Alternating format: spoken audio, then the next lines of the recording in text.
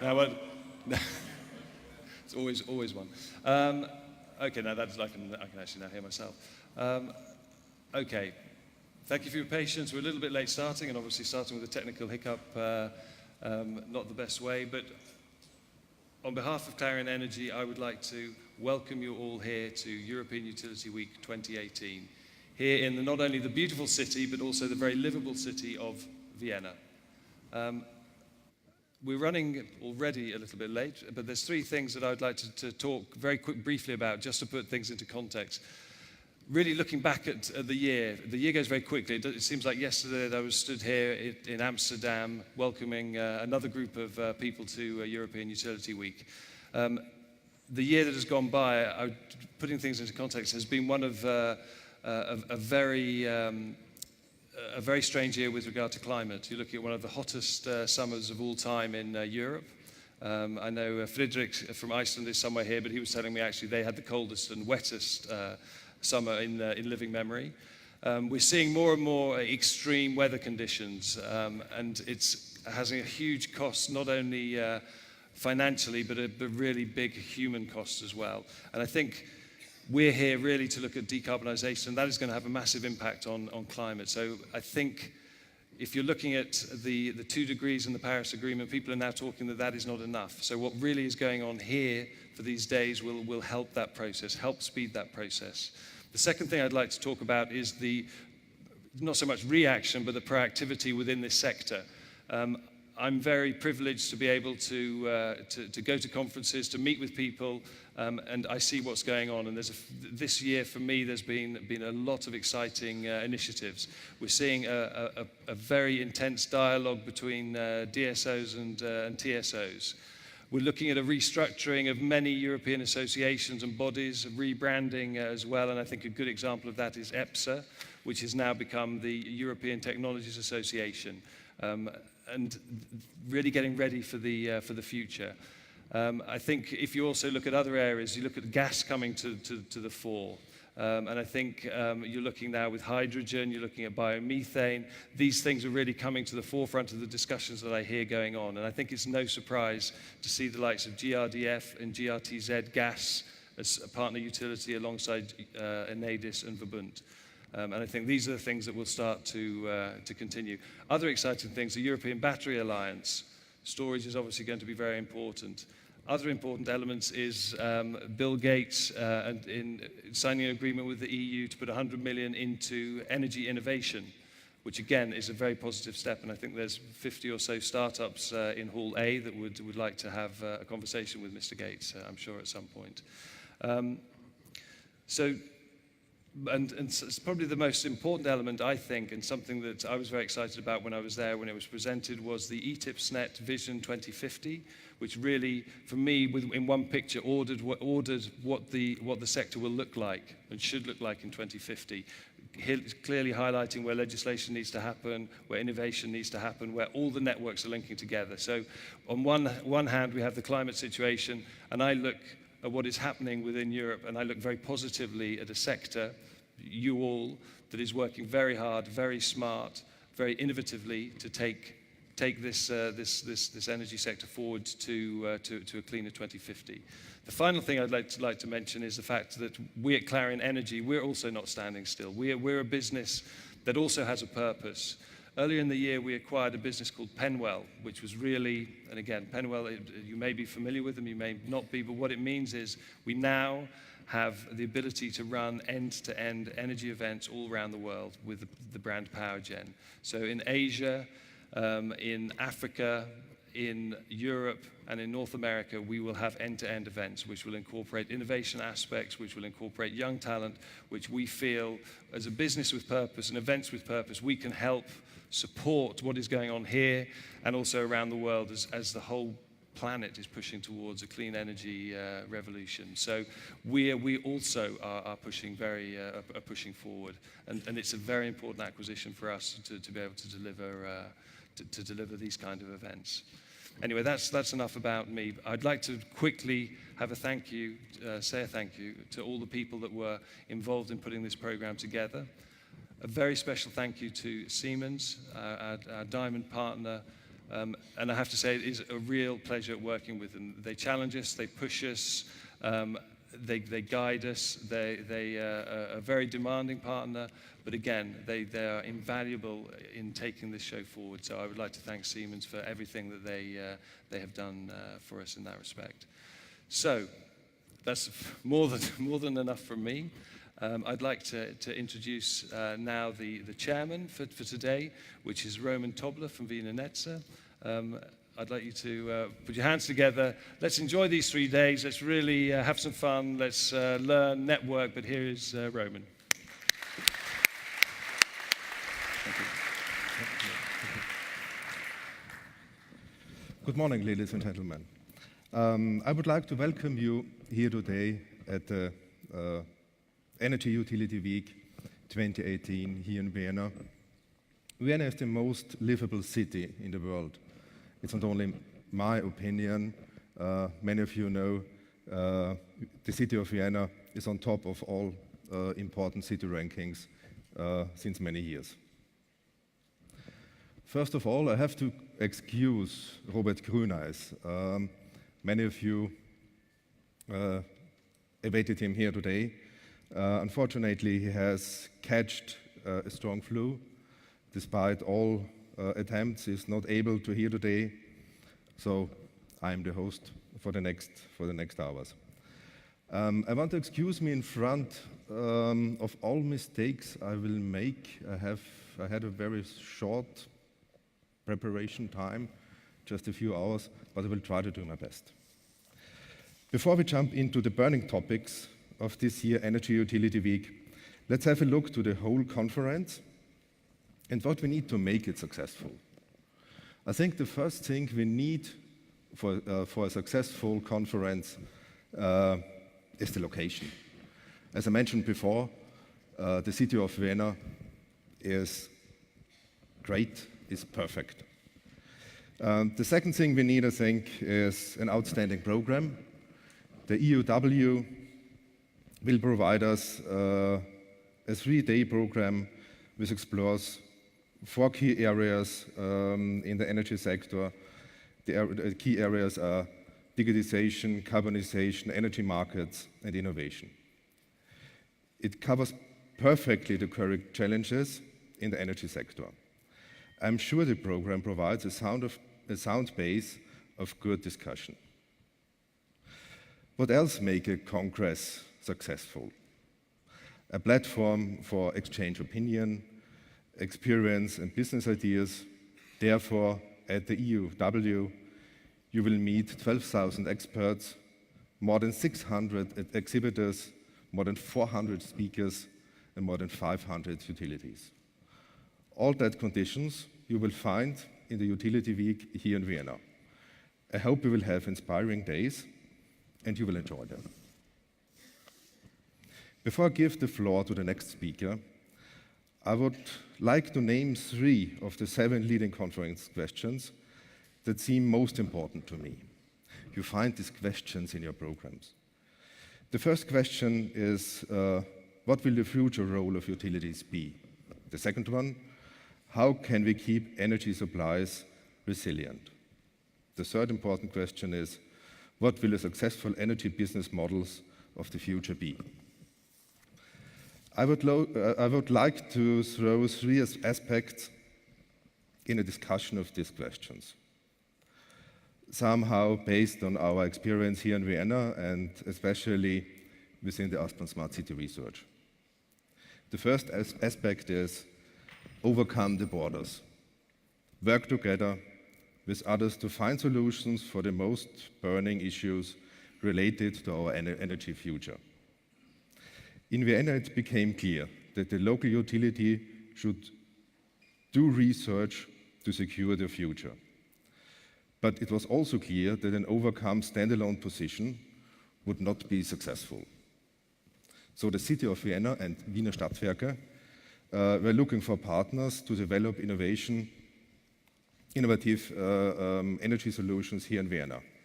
The Aspen Smart City Research Company was found.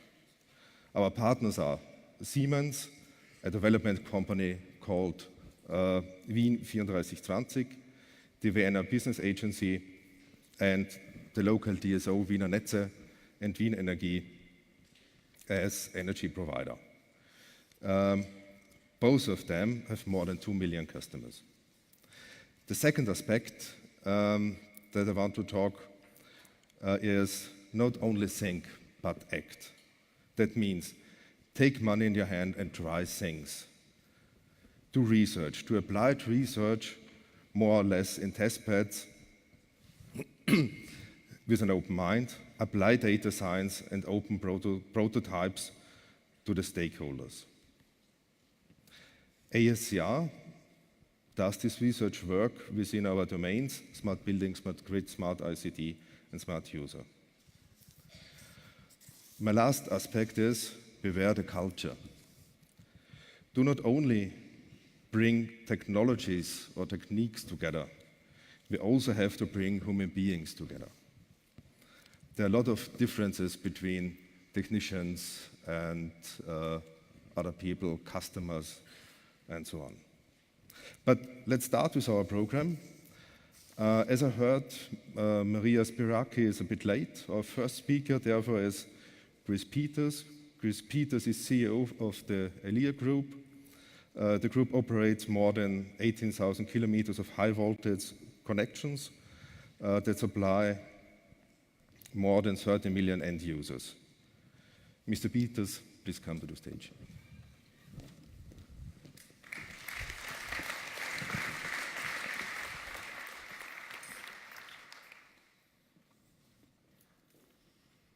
Good morning. First of all, a big thank you to the organization to give Elia Group the opportunity to talk about how we look at the decarbonization, how we look at digitalization, but also how do we look at bringing the customer in the center of the energy system, one of the main objectives within the clean energy package. So, as Roman already said, so we are a group of TSOs. We have 2 TSOs, one in East Germany, Berlin, Hamburg, one in Belgium. And that is a very interesting combination. It gives us a view on very different markets. As you all know, let's say we had, or we still have, the problems in Belgium with an enormous lack of capacity these days. But we are luckily very interconnected, so we have an enormous experience in having markets built, interconnecting with other people, collaborating with other people to survive this kind of critical situation. On the other hand, you see our German TSO, which is in a region that last year had 53% renewable in-feed compared to consumption. So that is a huge number, that is a huge variability that we need to manage. And in addition of that, we are building at high speed the whole offshore activity in the Baltic Sea to connect that to shore. So there's a lot of experience in that company which combines very different aspects of the evolution of the energy market. And as most of us always think that we have an important role, we think that as well. We think that TSOs have a very critical role as they are responsible to keep the lights on. They're responsible for the balance, and the balance is a critical element in the evolution of the market going forward. So what is happening in the market? I mean, most people, if they talk about the big trends in the market, they will come always back to the same theme. So on the one hand, we have the huge renewable build-out that we're doing today.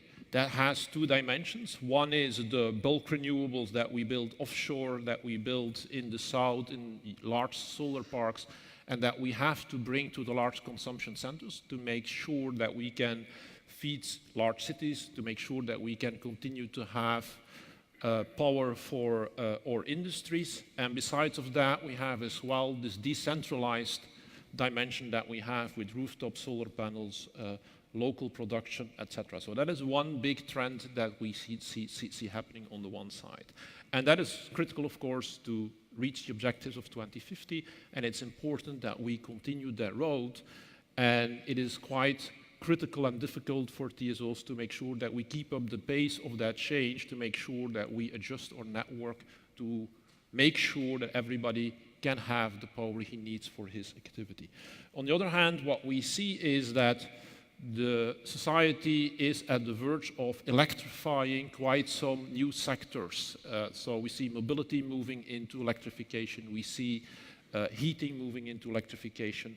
So there will be, on the one hand, more consumption. On the other hand, there will be as well more flexibility, because a lot of this consumption is consumption with inertia, and that gives us an opportunity to use that flexibility for our system. And the last trend is around digitalization. Digitalization is something which is already happening in many other sectors, and that is creating new opportunities in the way how we manage very complex systems. But if we look at these trends, actually what we as Elia Group say, there is one trend which is even more important for us in the coming future. And that upcoming trend is this one of putting the consumer at the center of the energy market. The vision that we have around this aspect is that it is a key driving force by itself, which we think is still very much underestimated by many players today in the market. Because at some point of time, the society on the one hand, but also the consumer as such, as an individual, wants to be in that center, and he will take that center. We see that trend similar of what we have seen, for instance, in automotive, where you see that although diesel is still a fantastic car, everybody believes that electric will be the future. And everybody will have to make sure, as a car manufacturer, that they will have solutions in the electrical part of the vehicles, even though those vehicles are maybe not yet at the same cost, even though those vehicles are maybe not yet at the same performance that we have on the traditional diesel. If you look in less than 5 to 10 years, although technology has not made already a massive breakthrough, the whole society has changed its mind. We see cities that are banning diesels, we see car policies that are banning diesels, so we see at a high speed that society is changing. And we think that in the energy sector, the same will happen around putting the consumer at the center. So this is not something we can wait until it's happening, it's something that we need to anticipate for, and we see a number of elements that will help us. What is it that this client wants? What this client wants is, in the end, that he can move from energy as a commodity, where he has to manage some of these things themselves, towards energy as a service, where he can keep his comfort, his quality of his life, or even improve that. And on the other hand, that he can optimize his energy bill, and even one step further, that all the investments he has done in his car battery, indirectly in his heat pump, in his boiler, that somewhere he can optimize them in an efficient way, and that he can benefit from all the investments he has done. His rooftop solar panels included as well in this. And so he wants to make sure that he can have an optimal use of the energy transition, while just until today, in most countries, he has mainly paid for that energy transition. He hopes that at some day there will be payback time as well for him as a consumer. Now, what does that mean for TSOs? For TSOs, we will have to address a number of very complex and big challenges. The way how we look at the market is that the market is simplified, can be seen as a combination of two dimensions. The horizontal dimension is the pan-European dimension, where we have the 380 kV, the 220 kV network for the long-distance transport that we have. In this layer, you see the challenges that we have to bring in this remote offshore wind energy towards consumption centers, and that we have to continue to build, for instance, in Germany, those corridors to ensure that we can have this massive bulk energy being transported over that. But in addition of that problem, what we see today is that we have a system which is quite inefficient. So we need to evolve the system, that we make better use of that infrastructure that those consumer is been paying for through his bill. He's paying our infrastructure, so he wants to have a little bit better use that we have today. So we need to get solutions for congestion, we need to get solutions for loop flows, we need to address these issues to make sure that the huge capex investments that are done are paid back in a reasonable way. On top of that, there is an end to those capex investments, because people don't want to have more infrastructure in their vision, they don't want to have these investments, and they don't want to continue to pay for something which has not used at its full benefit. And so that is a big challenge on which we have to work, make sure that next to building out the needed additional infrastructure that we as well work on the system so that it can be operated in a more efficient way than it does today. Second dimension that we have, and that one is even more important for the consumer that is a little bit, let's say, waiting for the moment he's put in the center, is the vertical system. The vertical system are all the lower voltage levels where we see today that little by little we are measuring those consumers by the quarterly hour or by the hour. So we are going to go to be more clear about their measurement. But what we still see today is that those consumers are not directly linked in their behaviors to what is happening in the energy market. And so we need to make sure that they get incentivized to adjust their behavior towards what is actually happening on the wholesale market. And so we need to make the link between those two sides, because otherwise they can have a lot of technology investments, but in the end they will have a bill which is based on something which is completely not linked to the system and not linked to an optimal use versus what the market demands. And so the interesting thing, if you see the move where we in the past at TSOs had the, I'm going to have maybe some of my employees who will be mad when I say like the easy job of changing fuel input into a couple of power plants to adjust the balance of the system towards a system where we have to use demand to adjust itself to intermittent production that we have on one side. And so the additional complexity of that is that today a lot of this demand is not visible to us, and it is super fragmented. It is from a few power plants to a couple of millions of consumption points where we will need to adjust. But the interesting thing is that we have aligned interest. If the consumer can be motivated and incentivized to adjust his behavior to what is needed on the market, we will come to a more optimal use of the system as a whole. And so therefore, it is important that we find where those barriers are to make this happen and that we solve as a sector those barriers. And so here are the key building blocks on what we as a group are working on to make this happen. The first thing that we need to do here is to build a real-time communication layer. You need to see that as a super large VPN where every digital meter is connected to, where all its information is routed to, on the one hand, to DSOs, on the other hand, to TSOs, on his supplier, on his service provider, so that we are sure that everybody can do his job in a decent way. There's a lot of discussion in our sector around data, who owns the data, how are we going to do that, is it a DSO, is it a TSO? The vision of Elia is very clear. We need to do it together, and the data is, as in Europe and actually in the world everywhere, it's owned by the owner itself. And the owner decides who gets the data to do his job. We can have some laws to enforce some needed data for congestion management, for balance, etc. But that is the dynamic that it needs to be. We should stop fighting in the sector about who owns the data. We should make sure that everybody gets the data that he needs to get in a secure way to do his job. And therefore, building this large VPN is really a critical asset to make that change in the market. The second thing that we need to do is that we need to expose the consumer to the upgraded energy market, as we call it. So he needs to have something that is linked to the wholesale signal that he sees on his quarterly consumption or on his hourly consumption, depending on the market that we're talking about. But he needs to make sure that he gets directly incentivized in his behavior to adjust himself to the system, so that not only he can decide between producing or consuming his own production of his solar panels versus putting them on the grid, but he as well can use his battery of his car to play a role in terms of flexibility on the grid if that is what he wants to do.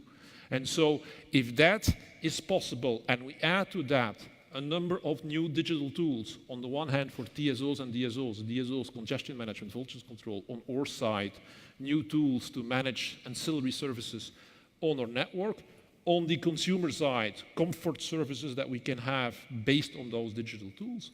we will be able to have all kind of innovations that is happening with all these startups that we see here that have wild ideas in the way how they can improve the life of the consumer. So in our vision, it is our duty as a regulated industry to make sure that we provide the system so that the commercial side is able to deliver those services to the consumer, and we should not wait until the moment that somebody is forcing us, because that will be too late. As car manufacturers that decided after Tesla came on the market with his model that they should invest into electrical cars, those manufacturers are really late into the game. The ones who were already in it are now able to catch up and are now able to give a diversified offer to clients. I think our sector needs to do the same. The regulated sector needs to work together to make sure that those three dimensions are developed so that the commercial sector can start delivering energy as a service. Thank you very much.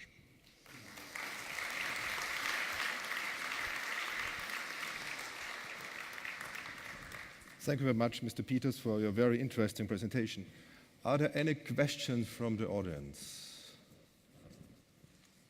If so, come to the microphones, please. There are two in the middle. If not, I have, of course, a question. How do you bring consumers into the center in a very practical way? Do you have examples? Okay, in a very practical way, you will see we have three other presentations where some of the Elia people will give more examples of proof of concepts, MVPs that we have developed meanwhile. But the way how it works is that those three dimensions we have on each of them today, pilot projects, MVPs running, and where we say when we can introduce them and scale them up within one bidding zone, together with the rollout of the digital meter, we probably can make sure that at the moment that this digital meter is rolled out, that those services will coexist together. So that's basically how we see the rollout over time, and it will be likely, let's say, country by country or bidding zone by bidding zone, so that you have a coherent system within one zone. Okay. Maybe a second question. How can your concept work around Europe in terms of different cultures, different countries, and so on? Well, the difference will be in the service offering. I can perfectly imagine that the need in Southern Europe, given the climate situation in which they live, given the comfort and the lifestyle they have, they might have other demands, but that is the commercial sector to address these kind of things. What we need to provide is actually a transparent system which is similar in all of these markets, so that in the end service providers can link them up to that same system. So that would mean that if you would have a car and you want to charge it wherever in Europe, you plug it in somewhere and it will come on your own invoice through the digital system. And with the system we described, it is perfectly possible, because in the end, these are relatively basic stuff. What we name the communication layer, you can see, which is not more complex than an IP protocol that you would define for the energy sector. So the real knowledge, or the real, let's say, intelligence that is client-specific will be built by the commercial sector, and we as a regulated sector should just provide that basic layer on which you're going to have specific services depending on the segments that you focus on or the countries that you focus on. Thank you. Are there any questions left from the audience? Yes, please. Would you come to the microphone, please? It's just over there. Thanks very much. Ahmad Karnamo from Accenture. I ask questions about, you talk about data hubs, and we have a model on who owns the data. We have a model right now in Nordics that we have a central data hub that is independent entity that they, in a way, they own the data. The data is owned by the consumers, but then they operate to give the data to the right entity to do whatever performance they have to do. Do you think, is there any other models that you think it works better to manage this data in the rest of the Europe? And what is your opinion about the model that is being implemented in Norway and, for example, in Denmark? What we see that most of the models where somebody in the end stores the data and then has to redistribute it creates additional barriers, especially if you look at small new entrant startups. people that don't have the balance sheet to be a large-scale supplier. And so if we want to have sufficient speed in innovation, it's quite critical that we come to the situation where you say the central piece that we have is a communication layer that doesn't store. So it's only rerouting data to the parties that are allowed by either their access contract, either by their supply contract, either by their service contract, that have by the consumer given the right to them to get that data every 15 minutes. And so in that way, it is stored, of course, fully in line with the legislation on GDPR, etc., by the user of that data on the other side, and he gives the guarantee to his direct contract he has with the supplier. And so the routing system needs to be, of course, a secure, closed VPN system, but it doesn't need to store. Further questions? Yes, please.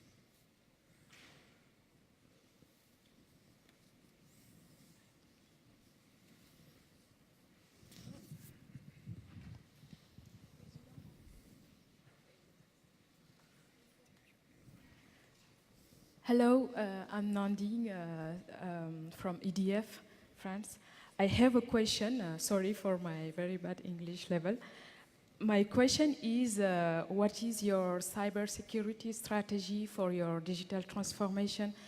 In your presentation, you mentioned that you have 3 main challenges, and one of these challenges is the new digital tools for your customer, for your employees. So I want to know, what about your cybersecurity strategy? Yes. Plan? Okay, that's a nice question. So cybersecurity has been in our sector since a long time a key concern, and I think if you look at TSOs, most of them are extremely well equipped. Most of us get 100+ cyber attacks a day, and so we are fairly well equipped in separating, for the one side, already everything which has to do with our technical IT and technical infrastructure, to separate it as much as possible from the infrastructure which is exposed to the market. What we propose here, and indeed you start to interact with a broader world, is that we suggest in this side that you go to a VPN secure layer, in which basically every element that creates access to the energy system as well will be somewhere certified to do so, so to make sure that the data that you have and the signals that you give are at that moment of time credible and trustworthy. On the other hand, the rest of the cybersecurity will be, of course, a challenge as well for the service companies that will deliver those services. But that is a side which is just outside of the border. So the side that we as a regulated sector have to do is relatively, let's say, well defined within the same terms as the ones that we already use for our current activities. So I think we have a last one question, please. Yes. Hi there. Hi, Chris. My name is Cedric Christensen. I'm a consultant with the Electric Power Research Institute based in the US. You mentioned the participation of behind-the-meter resources, such as EVs. I'm wondering if you see a minimum size requirement, because that's a question that came up a lot when we were building rules for energy storage in California. Is there a minimum size requirement to participate in these markets? We think that the minimum size will evolve over time and will be defined by what is commercially viable. So what you can see, of course, obviously, is that what is the kind of typology that we like to see today, which is something which is steerable with quite some flexibility on that. So that could be thermal inertia like heat pumps, boilers that you have, or charging an electrical vehicle, or your own production on your solar panels and batteries. Outside these appliances, we don't think there are a lot of appliances that qualify in today's context already to be part of such a game. So the idea of a washing machine that is, it has a very minor impact, and it's very complex in our opinion today to have already a viable business model on the commercial side to make money out of it. Over time, it could of course evolve, as we have seen with other digital services. Over time, people are willing to pay for apps on their iPhone, for a wide variety of things where there is added value on top of the commodity price. But we will start on optimizing the commodity, and then we see over time layers of additional services with added value that will come to the game, and that might then include whatever house security linked into that service one way or another. That is something that could happen, but it is purely at the innovative side for the commercial sector, in our opinion. All right. So, Mr. Peters, thank you very much for your talk. It was very interesting. Thank you.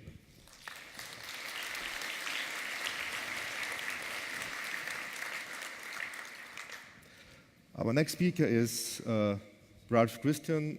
He is CEO of the Energy Management Division of Siemens. He will give us a deep insight in Siemens' thoughts over the developments of electric power. And by the way, Mr. Christian, I think you are one of the reasons why the Aspen Smart City research exists. So I'm very interested to your talk. Please come to the stage.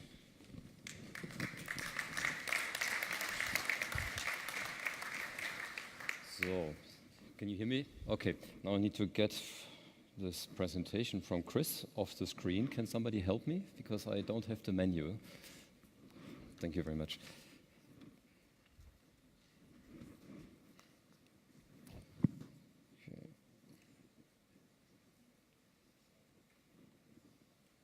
Okay, here we are. So, good morning from my side. I'd like to cover pretty much topics that were partially already addressed by Chris in his speech, because we're moving in a very different energy world. And let me start with a global perspective. Siemens, we're active in almost every single country in the world, providing the technologies to build the energy sector from generation all the way down to final consumption of electricity. And overall, we are in a market that is still very nicely growing at global scale. There may be small differences in local markets for energy efficiency gains and others, but by and large, you see a very strong growth of the overall energy and electricity sector. And if we take increments of roughly 25 years, gives you a very clear perspective. 25 years ago, the world was producing roughly 10,000 terawatt hours of electricity. As of these days, 2017-18, we're at 25,000 terawatt hours. The growth continues. We're going to see by 2040, 40,000 terawatt hours. But underlying that growth of the energy sector are major changes. And I'd like to illustrate this on basically what the situation is in Europe. Europe may be one of the forerunners when it comes to decarbonizing the overall energy demand of populations. So if we add to the energy sector, which you can see here, roughly 2,800 terawatt hours in Europe, to the bottom right of the chart, 22% roughly of the overall energy consumption of Europeans, EU 28 countries. We see that as of today, after all the investments of more than 10-15 years of build-out of renewables, we are roughly at 30% of the existing electricity sector. So 30% of 22. What we start seeing as an emerging trend is what in Germany we call sector coupling, where we start seeing applications that demand a lot of energy in transport, cars, buses, trucks, large fleets, but as well in heating. Heating at home, heating in commercial buildings, heating on the industrial sites that are moving step by step through new technologies on the electricity. And so overall, there's still a huge potential for the electricity sector, and it's key to drive significant decarbonization of our societies. There are new applications like electric cars emerging. You just go ahead 2, 3, 4 years, we're going to have choices of more than 100 vehicles in Europe alone that will be fully electric. So all the OEMs, all the car manufacturers are approaching basically their launch dates of their first, second, sometimes even third generation of electric cars. We start seeing more and more applications on the heating side that go electric. And this electricity sector today, if you just count apps, I call it applications, smartphones, PCs, ovens at home, dishwashers, name it, today already more than 95% of all our energy consumption, when you count apps, is already electric. What is left is the energy-intensive usages. like cars, like heating, that will be in front of us. So electricity overall has huge advantages over other energy carriers, because once you have electricity, you have an extremely versatile and extremely efficient energy carrier from where you can basically provide use cases for everything you need for modern society. And what is being added now in this new energy world is use cases around storage, from very small at home to mid-size to large grid-scale storage. We have been building already storage systems in the world with more than 100 megawatt hours battery capacity. We're going to see as a complement power to X, power to, for example, hydrogen for longer term storage that is emerging step by step. And we're going to see a huge increase of consumers, moving consumers in the transport sector, as well as on the heat side. If we take it now for an example on Germany. Germany is, relatively speaking, a small country. We have roughly 800 kilometers from north to south. And we have been cutting Germany into cells of roughly 20 kilometers to provide strong simulation of what will happen to the German energy system if we have ever more renewables, and taking that on real terms. So Germany has specifically rich renewable resources from wind. Wind typically on the shore, which is the northern part of Germany. We have already big investments in offshore wind farms, but as well on shore as well. For example, taking that scenario for 2024, and you see the scale here, every peak that is going into the red is an oversupply, and a peak that going deep down into blue is where demand is happening. So typically, for example, there's a peak on the bottom right, that's Munich. Big city in the south eastern part of Germany. There's only consumption, very little production. The production increase in Germany on renewables is mainly on the northern side. And if you now go forward to the year 2035, you start seeing that all that new production on mainly wind is going to generate over the hours of a day and over the days in a year significant excess power in a specific time and location. And we need to deal with this huge dynamic that is happening in the grid. And that's why I fully support what Chris said before. Demand is going to need to follow basically generation more and more. We are going to see a shift in that pattern. The other thing that is happening, production in the past was pretty close to cities. You brought in the coal, you brought in gas, you basically had the production close to the city. So the distances to transport electricity, relatively speaking, were shorter.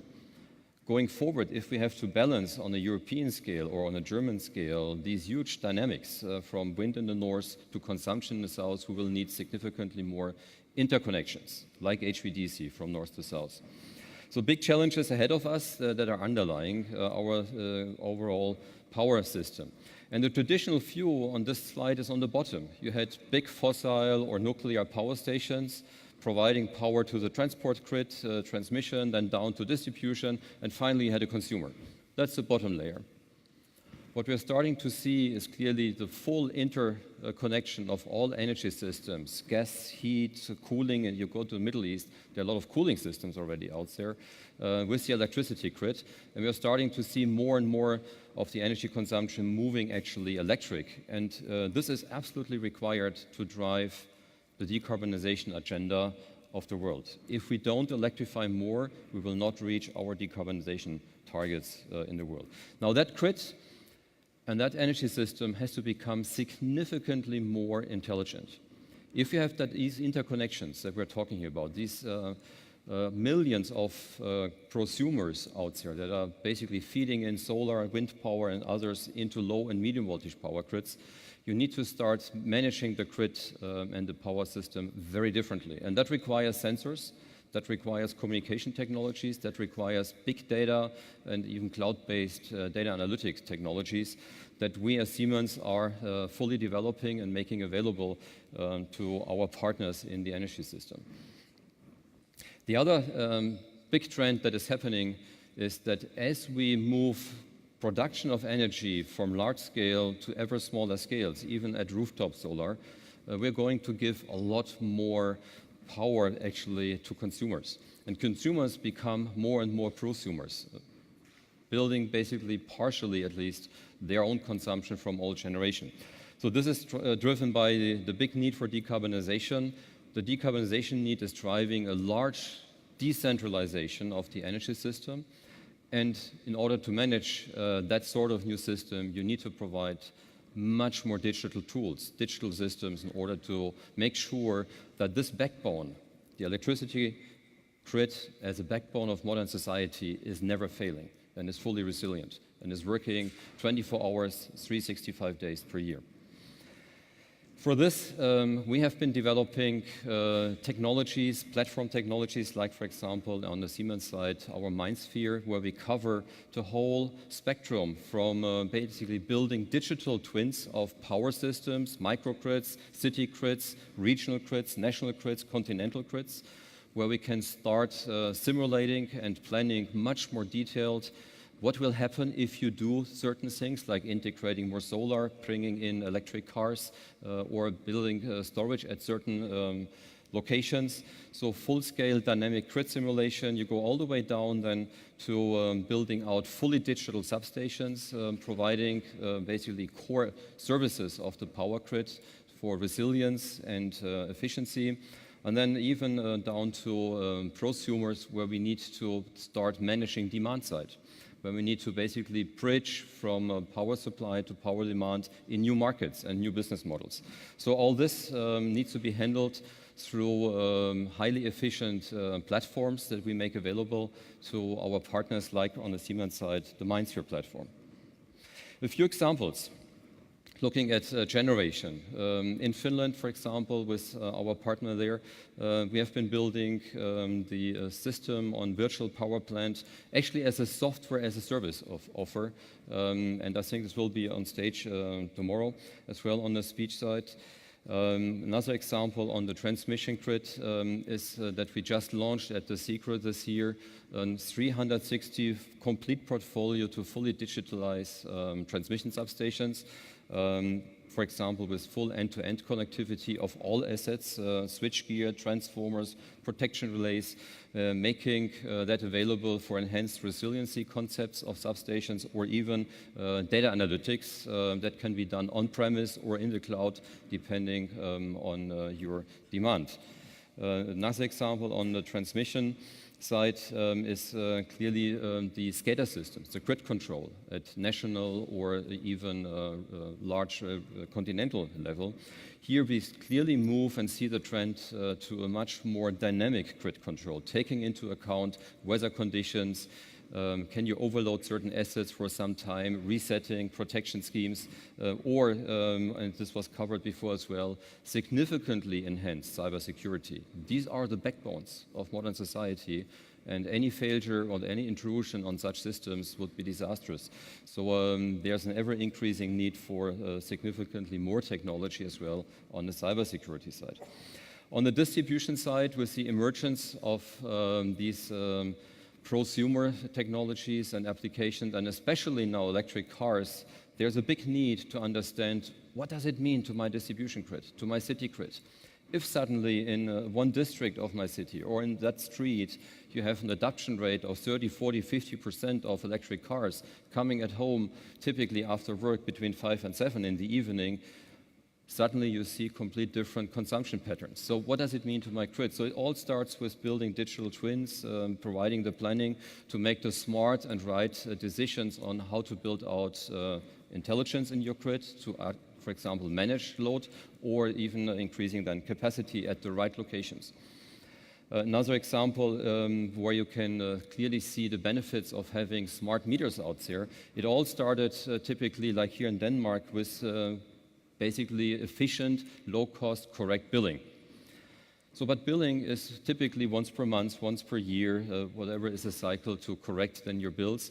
But when you take the same technologies, you have smart meters out there, and you significantly increase the data rate, how often you read, you start learning a lot from what's happening in your power grid. You can do significant more applications on top, like load planning, as well as understanding where failure modes are in your power grid. So after the basic introduction of smart meters, you see a lot of additional benefits just dealing with data at significantly higher reading rates.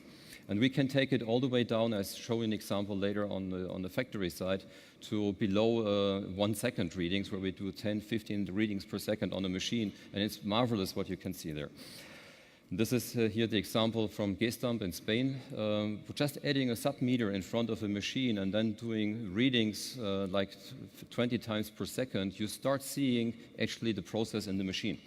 And you start seeing, beside of benefits on the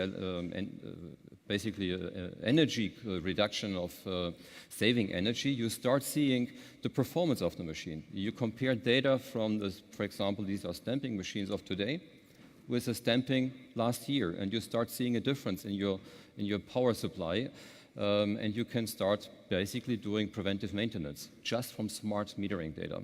So there's a huge new world out there that's providing significantly more opportunity for business cases.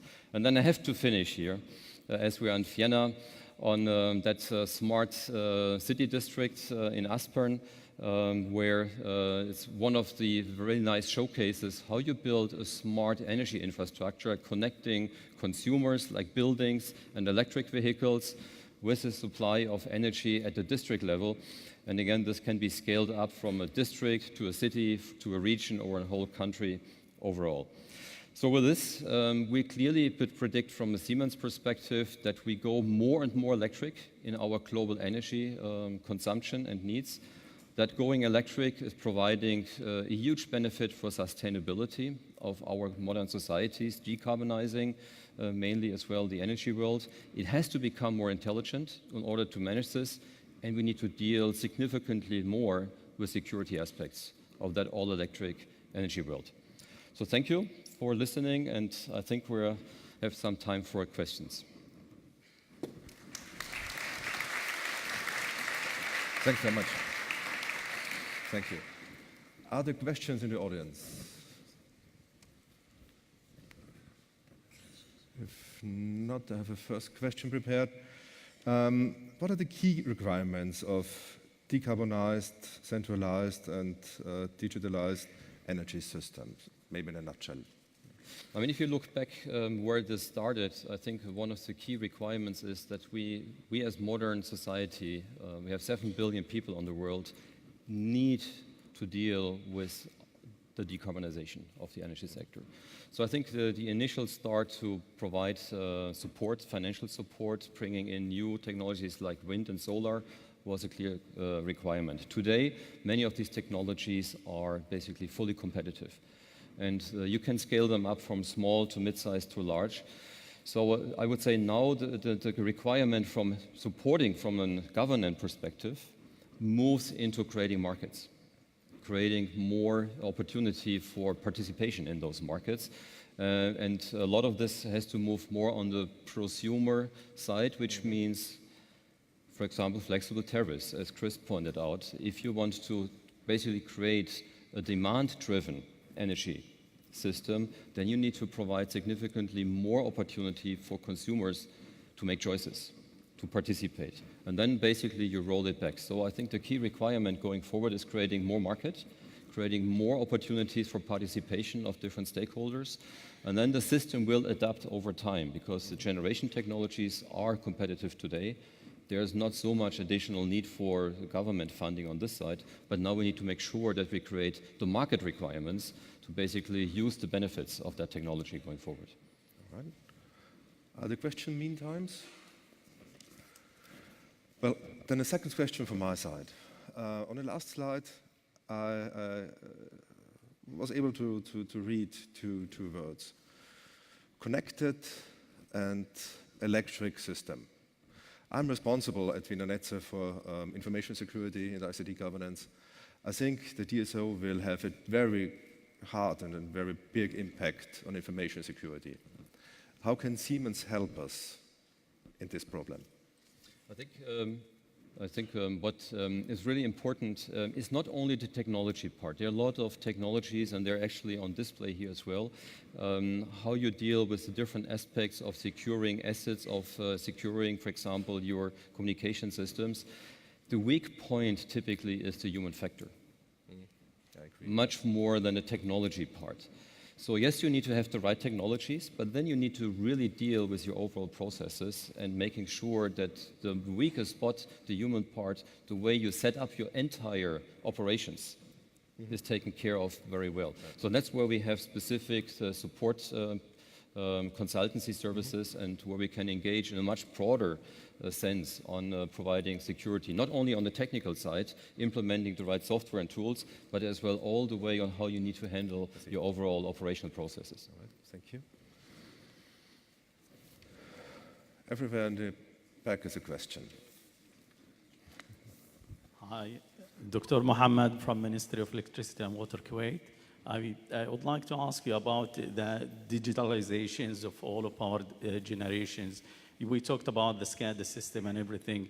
Will be possible basically with the solution you're presenting to make all of these like power generation is already like in old infrastructures to be digital, to be able to feed in these data and benefit from the data is generating from these old power generations. Is that possible? So I have not fully understood. You want to basically use the existing systems for enhanced services in the future, or? Yes, exactly. Yes, I mean, for example, a lot of the systems you're using is based on our Spectrum SCADA systems in Kuwait, and we provide a lot of opportunities to enhance those systems, to cope with new challenges. But at some point of time, and we would need to have a specific look, it's worthwhile to shift to a new generation. That would be then much more equipped, but there's a lot of follow-up and maintenance to bring up the systems to much better capabilities, introducing solar, wind, and others, or even electric mobility on the existing systems. There's just a microphone over there.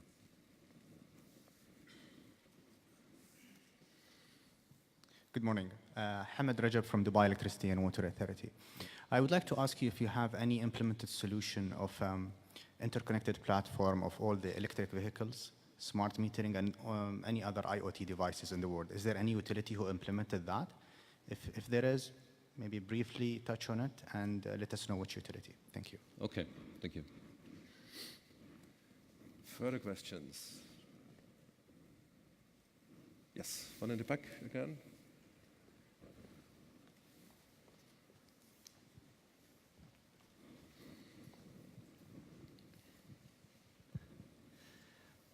Hello, good morning. Good morning. Morning. As a student, I would like to address you a question regarding the new talent that you need to make and to implement all these changes to make this energy transition happen. Thank you very much. Did you understand the question? Sorry, can you repeat? We have not fully understood your question. Okay, as a student, as an engineering student, I would like to give some insights in the new talent that you need to make all these changes on the happen. talent side. Oh, yeah. Yeah. It's a very good question. I mean, when you look at the typical population in the energy sector in Europe, which is very different from other continents, I have to admit this. So the situation in India, China, or Latin America is different in this regards. But in Europe, the big power grid investments happened typically until the 80s and early 90s. So a lot of the population today is the experts, the people who really know the subject, are approaching typically age beyond 50, 55 years. So in Europe, we're going to see for the next 10, 15 years a huge demand of engineers, electrical and others, information technology engineers in that energy sector, as many of these experts are going to retire in the next 5 to 10 years, and we need to feed in new talent. And so I would say from an employer perspective, you have excellent opportunities in the next 10 years in Europe. Is there a last question left in the audience? No, I don't think so. Okay. Thank you very much. Thank you very much. It was a Thanks a pleasure. lot. Thank you.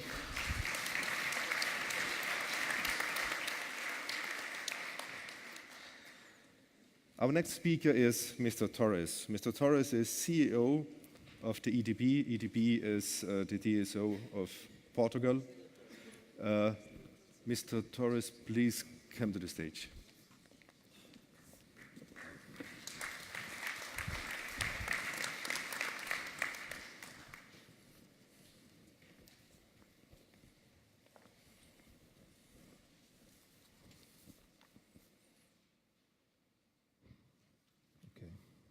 Good morning, everyone. Just to thank the organization for this invitation to be with you and share some main ideas we have at EDP Distribuiçao. The main ideas are in the first slide, so I will move for a few. First one is about this central player that the EDSO has. This is an image of the CER, the Association of Regulators in Europe. And we believe that we have a central role in this energy transition. I think it's clear because there is a new actors coming to the sector and connected with our grid. But this is one of the key topics of the clean energy for all Europeans, but in fact, it's not always understood in its full extent. In fact, in the document, there's more attention that has been paid to recession than to enabling factors for the DSO. But we are engaged on the debate on that, and I'm sure that Christian Buchel, that will follow me, as chairman of EDSO for Smart Grids, will share you some ideas about that. But we are very active. We have a few challenges. We are share with you some of them. And we want to be an active and neutral market facilitator in this transition in the sector. Because the regulators always remind us about some main ideas. The first one is we need to provide energy to all customers, even if they don't want to be part of it. And we need to be aware of this idea. And we want to be, at the same time, a neutral market facilitator. And at the end of the day, we act in the public interests. So as regulated companies, we need to live this new challenge and at the same time to ensure the basics of the electricity. So we are living strong pressures that I try to summarize in a few slides. First one is this idea of greener generation. In fact, this is critical for long-term sustainability, but in fact there are still relevant drawbacks in relation to fossil fuel generation when we think about wind and sun. The main is this idea of non-storable, and such resources are difficult to forecast, and they may also have significant short-term variability. But in fact, it is a non-regret strategy. So we need to look for the green generation, something that will happen, and we need to manage our grid with this issue. The second challenge is about electrification of society. It's not just electric vehicles. We saw some figures a few minutes ago. But it's about the idea that with these new consumers acting by his own way, his own decisions, connect to the grid, we have some consequences because they are so many, so we can make any prevision about the behavior of these new agents. And we have questions to manage about, perhaps it could be a surprise for some of us, about the quality of energy, the control voltage, the frequency wave parameters, we are now dealing with, in our field operation, with these issues. But at the same time, they request service quality standards. So it's in some aspects more technical issues, but we need to manage it for this time being. The new markets. The grid operators need to take advantage of the distribution energy resources. But we need to take care that what if these resources suddenly are not available when they are needed? We need to get the guarantee at the end of the day that the lights must be on. So we are looking for this integration. We are facilitators. During the last few years, we invest in the grids in a way to receive these new connections. But it's a challenge we need to manage. And about the flexibility markets, flexibility is a keyword today when we debate about the electricity sector in Europe. But until now, it's not clear who will own these markets, who pays, who enforces it. It's a debate we need to do in the next few years, and we as DSOs are available to do it because we are there for it. And there is new forms of training, peer-to-peer, some TSOs needs that were underlined by Chris Peters will also impact in our grid operation. So we are, as I said in the first slide, supported by CER. We are in the center, but we need to find the right rules to live this new time. I bring this one because everyone is feeling that. Everyone is feeling that the weather-related events are coming with the great frequency, much more than in the past. We can see it in the news. We feel it in our companies.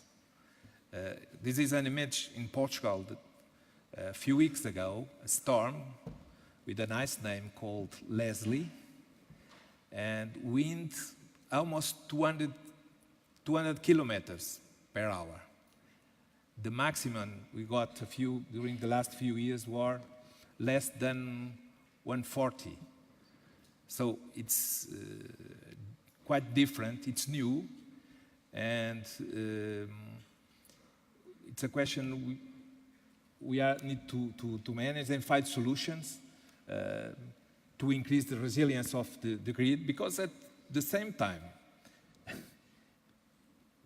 no one wants to be without energy. So everyone requests a very fast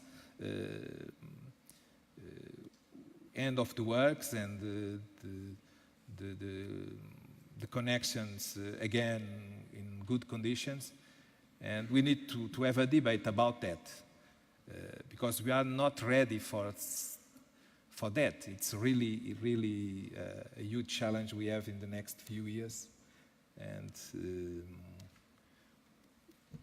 I want to underline that it's not usual in a conference like this one, but I get the chance to say it. What about investments? So far, the DSOs are being capable to integrate large amounts of distributed generations, especially wind, in the last few years, and we have a quite good experience in Portugal. And the quality of service is still improving. And at the end of the day, the costs of the energy for the end customer is decreasing from the grid side. In Portugal, we have the final tariff 10 years ago was 25%, and for the next year, the proposal is 15% of the final bill came from the grid component. So, when we decide about the greener generation, when we decide about the new connections to improve all this energy transition, we need to be clear about investment and decide for the short time in a way that we can keep the long-term vision, because all the debate is about 2030, 2050, but we need to decide for the next year. And the consumer demands, they are really asking for more participation. We can say, and as Chris and Ralph said, they are in the center of the system. We need to work on it. But just to underline that DSOs are in direct contact with the real situations, and we can feel it every day. For instance, about the weather report, weather events, it's clear that the DSO are there and trying to, it's the most visible face for the customers and the authorities. So this is the main challenge, but we are taking care of it and working to make this energy transition.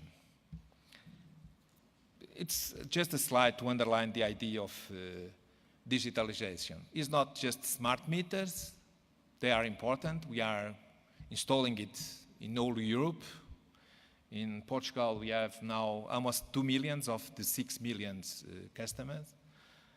We try to get all we can from the information we receive from the smart meters. We have the question of the data handling to manage. So digitalization is now a key word. A main point, and I think we can hear about that when Christian came to the floor, is about the cooperation at European level between all the actors, especially between DSOs and TSOs. Now we are very engaged to create a new DSO entity for Europe that will play a key role in the near future. And there is some investment to do, and there is a good regulation to be supported. And it's important that we must decide today with a short-term vision, but to keep a long-term vision. This is for the DSOs a really, really important issue, and we are ready to be in the center of this transformation. Just a final word to say that one of the other challenges we have is about people and organization to do all of it. And we are trying to change a lot our companies. We are trying to change EDP Distribuiçao in a strong way. In the last few years, by retirement, we lost maybe 300 engineers. We receive 200 new engineers. It's a big challenge, but this is a question for another conference maybe next year. Thank you.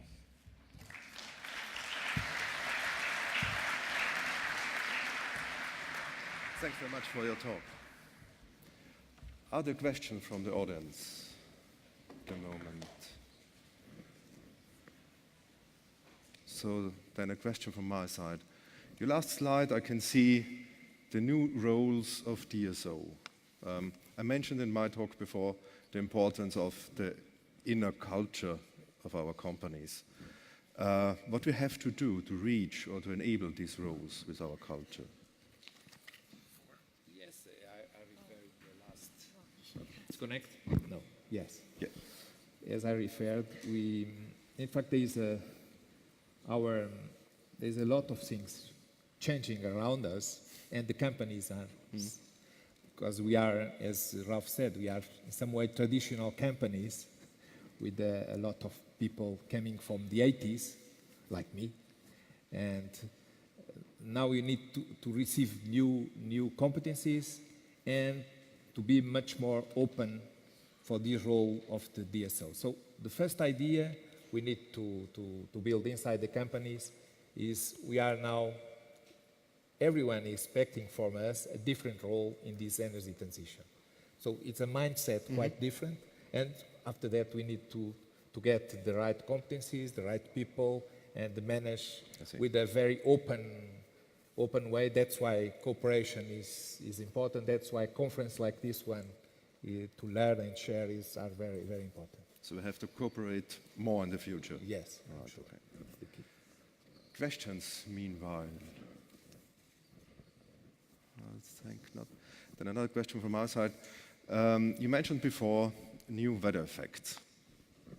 I'm wondering during your talk if you have a awareness problem with our customers. Do they know this phenomenon? Do they know the connection between weather effects, disruption of supply of energy, and so on? This is an important point, because when we spoke about digitalization, it's also about communication with the customer, that they can understand what's happening.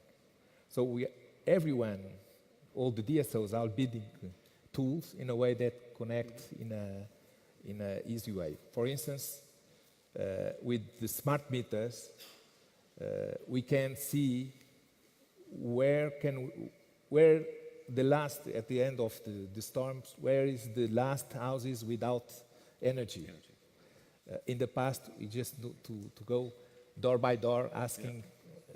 This is so this is a small thing, but it's quite different. But because we can, in looking for the Leslie storm, we spend a week from the day one to the last connection rebuilt. And I believe that if that area was equipped with our smart grid solution in the secondary substations and smart meters, perhaps we can finish the work maybe 2 days before, I'm sure. So it's, when we speak about digitalization, we can touch in different areas. It's really a fantastic challenge we have inside the companies. I agree. There's a question. Thank you for the presentation. In France, there's a new structure of projects that's emerging that's using collective self-consumption, where you would have a number of producers and consumers within a small area that could start to exchange energy. Have you thought about the business model for your firm and for your DSO? And that's really a challenge right now in France on the regulatory front. What would be the ideal scenario for you working with a collective self-consumption community? Well, this is one important part of the dossier of the clean energy package, the local energy communities. I think it's about that. We look for these local energies as something that can be useful, and we try to build a relation with the DSO in a way that we can collect this good cooperation. They have some advantage in the way they are organized, and we can help them, and we can receive some experience of them. So we look for that as a positive way. We don't say it's something strange.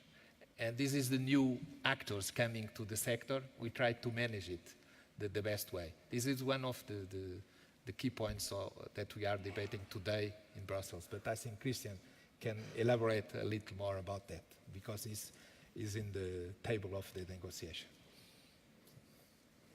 There's a question behind. Thank you very much. I'm Alexandros Kritikos from Wiener Energy.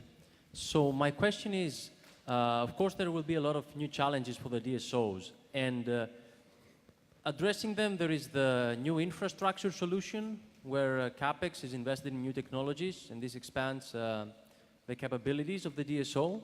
And there is also the software solution, let's say, where new systems can make better management of the existing infrastructure, but it has some limitations because of the existing infrastructure itself. So my question to you is, EDP distribution, what is your exact approach in this hardware versus software addressing of the issue? Is it more about focusing on the hardware and storage, or the software and better management? Or is there a specific proportion, a sweet spot that you have identified? Thank you. Well, we need to measure both. For instance, about storage, I can share with you that we are driving a project in the south of Portugal with storage, and storage connect to the medium voltage and to the low voltage, and also at households. And we can work this area as an island, not for a long time, but for a short period. And we are still in a proof of concept, but it works.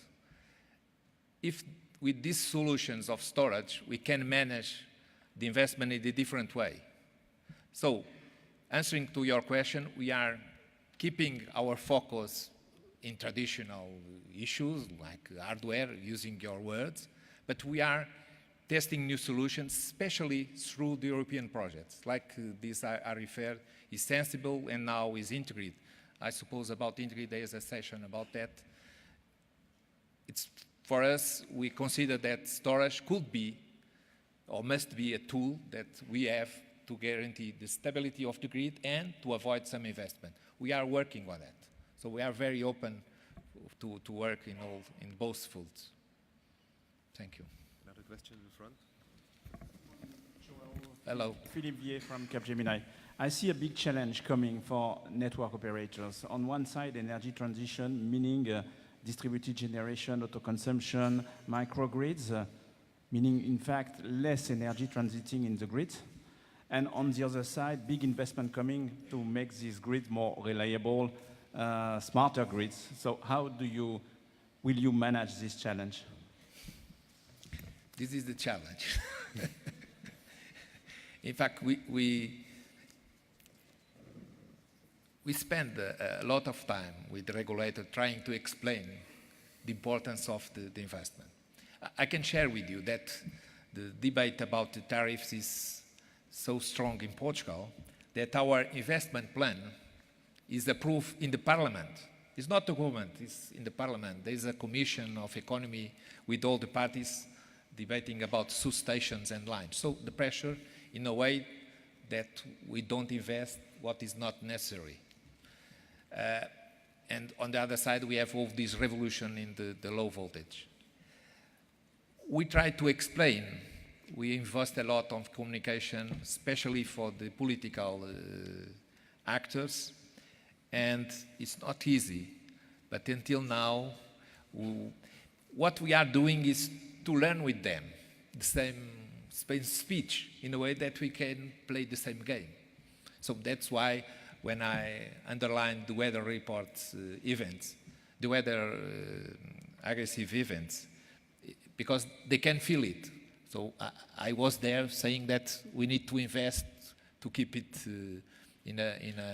this issue I refer about smart meters, I explained to.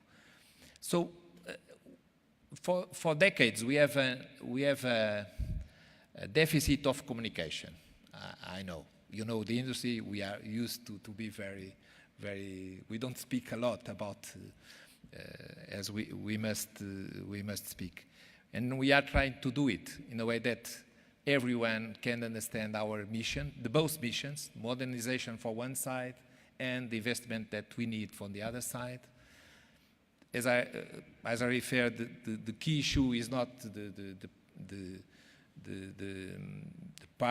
cost of the grids in the tariff, and we are trying to work on political field in a way to can couple all these challenge. Thank you. Is there a last question? So if not, Mr. Torres, thank you very much for a very instructive speech. Thanks a lot. Thank you.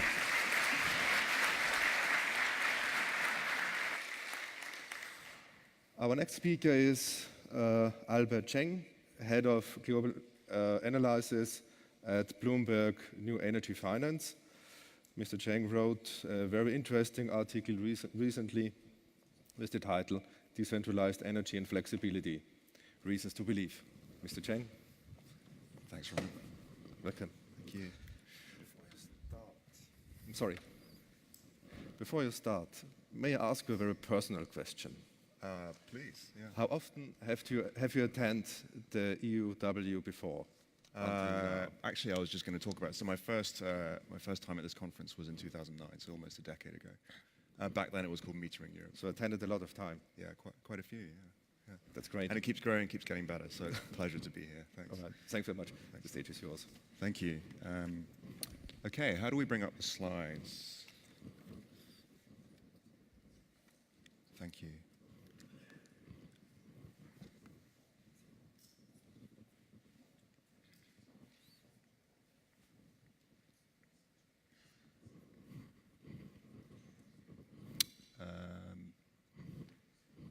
Can someone help me?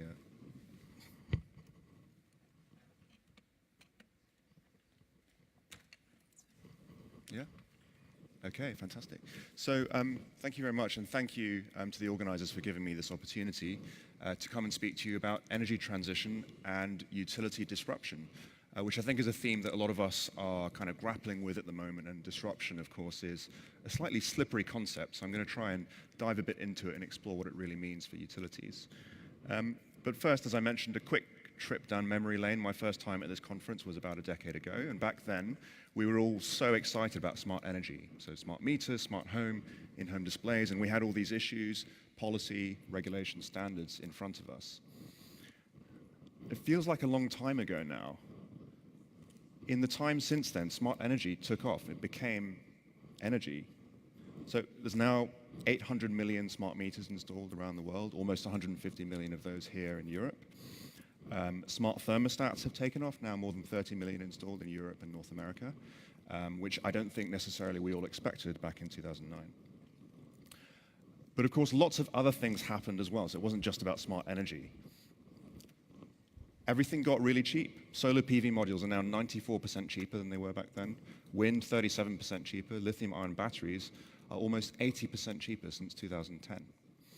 And that's driven a big change in the energy system. We noticed back in June of this year that wind and solar had achieved 1 terawatt globally. A phenomenal acceleration in renewable energy. And it's actually a funny story. I said to the team, I think in June, I think wind and solar just hit 1 terawatt. And they said, okay, we'll check it. Albert, we'll come back with you. We'll come back and tell you. And said, no, it's not 1,000 gigawatts. It's 1,013 gigawatts. So yeah, there you go. But that is a phenomenal achievement. And we're starting to see a glimpse of a world, or at least here in Europe, a world where renewables can exist without subsidy. So we've all heard about the offshore wind contracts being signed in places like Germany and the Netherlands for nearly 3 gigawatts now of offshore wind without subsidy. But there's also about 9 gigawatts of onshore wind being built around Europe without subsidy, and about 700 megawatts of solar PV as well, mostly in southern countries. Lots of other stuff has changed. Energy storage is accelerating. There's now 6.5 gigawatts of it installed worldwide, up from basically nothing a decade ago. EV sales hit 1 million for the first time in 2017, and this year we expect that market to grow by more than 50%. And even demand response took off in Europe. So I remember back when Europe was kind of the second-class citizen when it came to demand response. We all said, oh, demand response is big in US, but not in Europe. But now there's more than 12 gigawatts of it here in Europe. And carbon markets, we all remember carbon markets died, and they were buried, and I think we all went to the funeral. And then they rose again this year. So carbon markets are back. And I could go on and on. So lots of other stuff has happened in the last 10 years. There was Fukushima, Deepwater Horizon. There have been 10 iPhones. My country is leaving the European Union, and that guy's president. And now we have this less than 2 degrees agreement from Paris 3 years ago. Lots of stuff has changed. And the question is, through all of this, have utilities actually faced disruption? These are the top 10 utilities from 2008 by market cap. Let's look at, are they still in the top 10 today?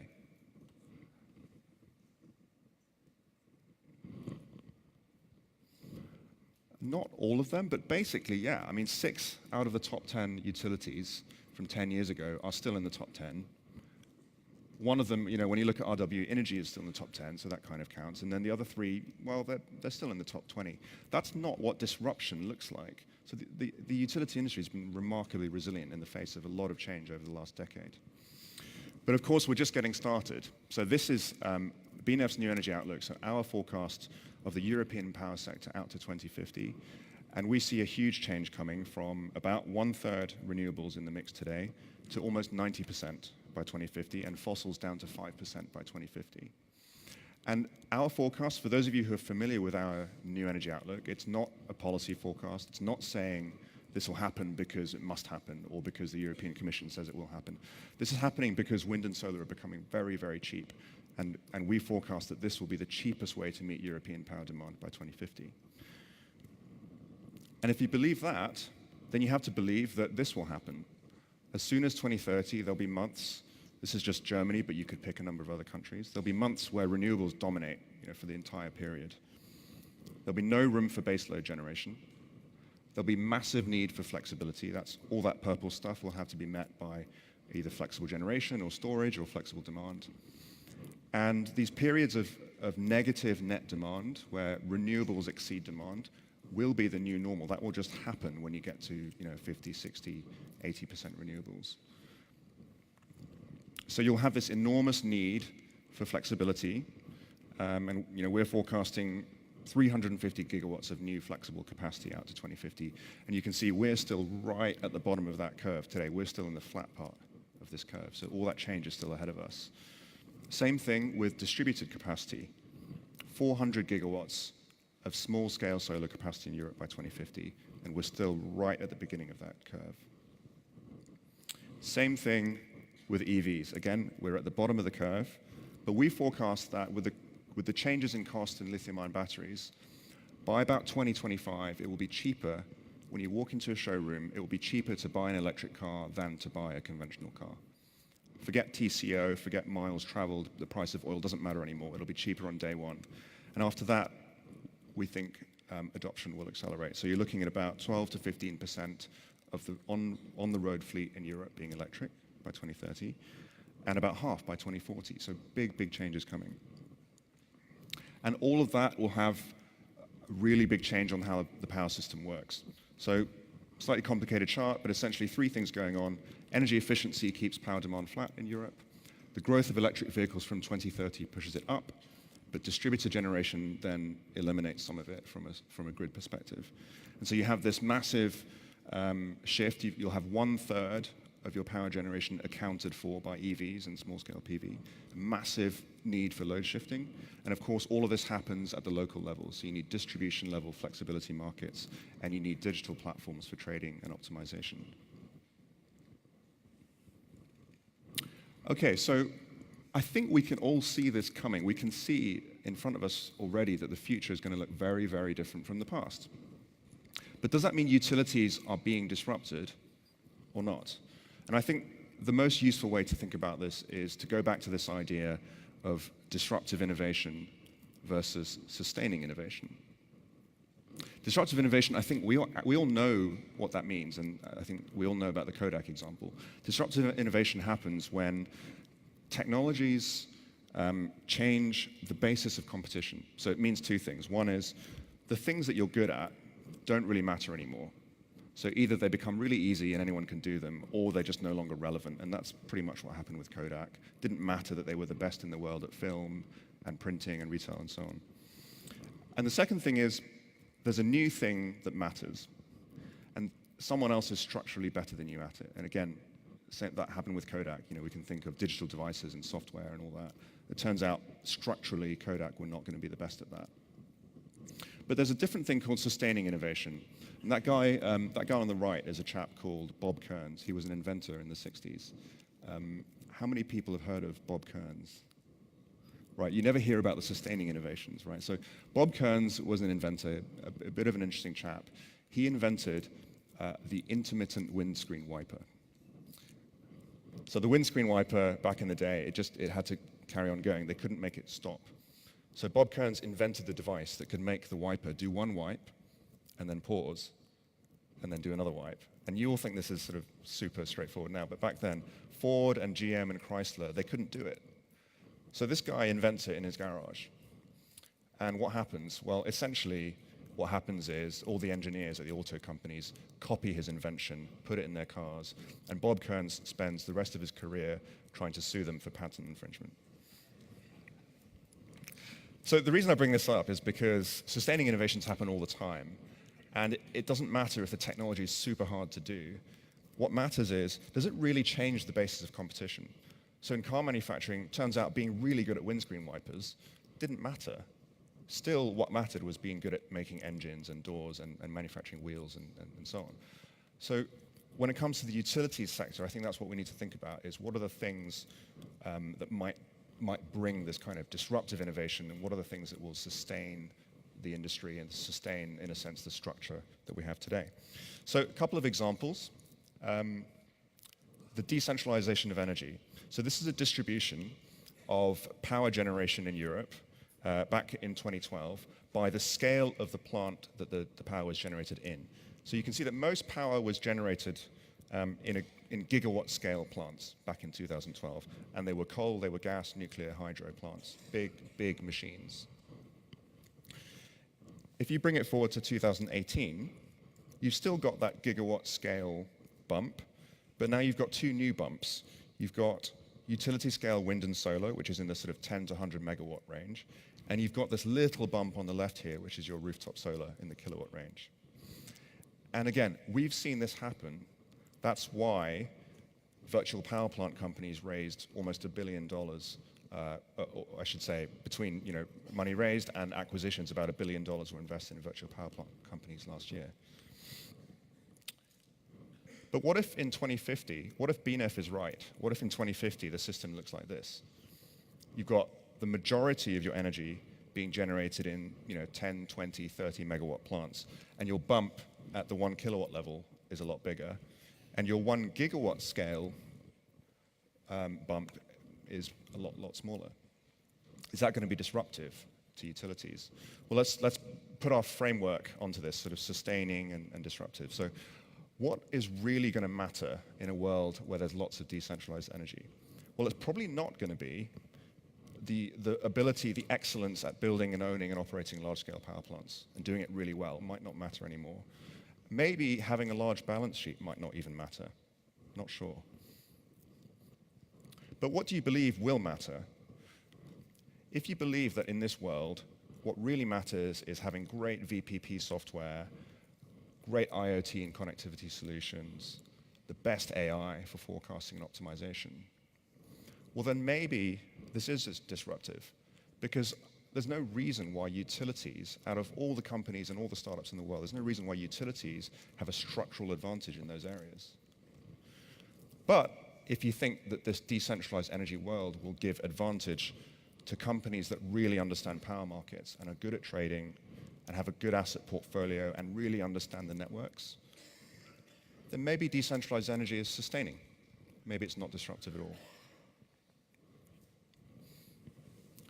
A second example is retail. So lots of challenges at the moment in retail energy, lots of opportunities as well. I've shown sort of new entrant market share here. It's a story we're all familiar with. You're now looking at 20 to 40% of market share going to new entrants these days in various European markets, whether it's startups, independents, or even oil and gas companies entering the market. But on the other hand, you have this opportunity that many energy retail companies are going after to provide connected home services. You can see in our chart on the right here, companies like Innogy and Centrica installing hundreds of thousands of connected home hubs at customer sites. So really interesting opportunity there to be providing connected services. But of course, there's the elephant in the room, which is Amazon Echo and Google Home, who now have tens of millions of devices installed around the world. So these changes that we're seeing in energy retail, do we think they're disruptive or do we think they're sustaining? And of course, let's apply the same framework. What do you think you've got to be really good at in future to win at energy retail? Well, it might not be having a really big legacy customer base, because that seems to be chipping away a little by little. And it might not be having lots of generation and being able to vertically integrate. That thesis maybe doesn't have the strength that it used to have. But if you think that winning at energy retail in future is about having the best customer data, having pretty much zero customer acquisition costs, and being able to cross-subsidize those customer acquisition costs by selling other services like adverts and things like online search or online shopping, then maybe there are other companies that are going to be better at that than utilities. Structurally, maybe that's disruptive to utilities. But on the other hand, if you think that to win at energy retail is going to be all about regulatory resilience and about operational efficiency and at being really good at providing reliable customer service and being a trusted brand, maybe it is sustaining. Maybe there isn't a space for a disruptor to come in because utilities are fundamentally pretty good at those things. Okay, last example, EV disruption. And this is a different one, actually. This is disruption for the oil and gas industry.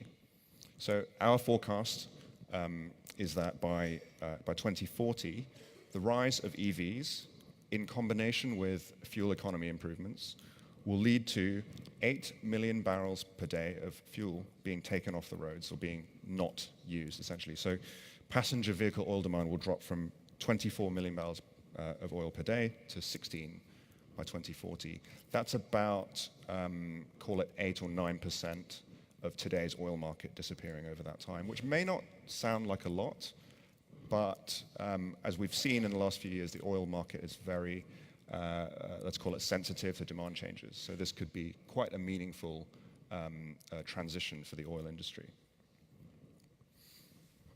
So when we look at the opportunity to provide charging services to electric vehicles, which is really what's displacing the oil, it shouldn't come as so much surprise that we're starting to see oil majors investing in EV charging networks.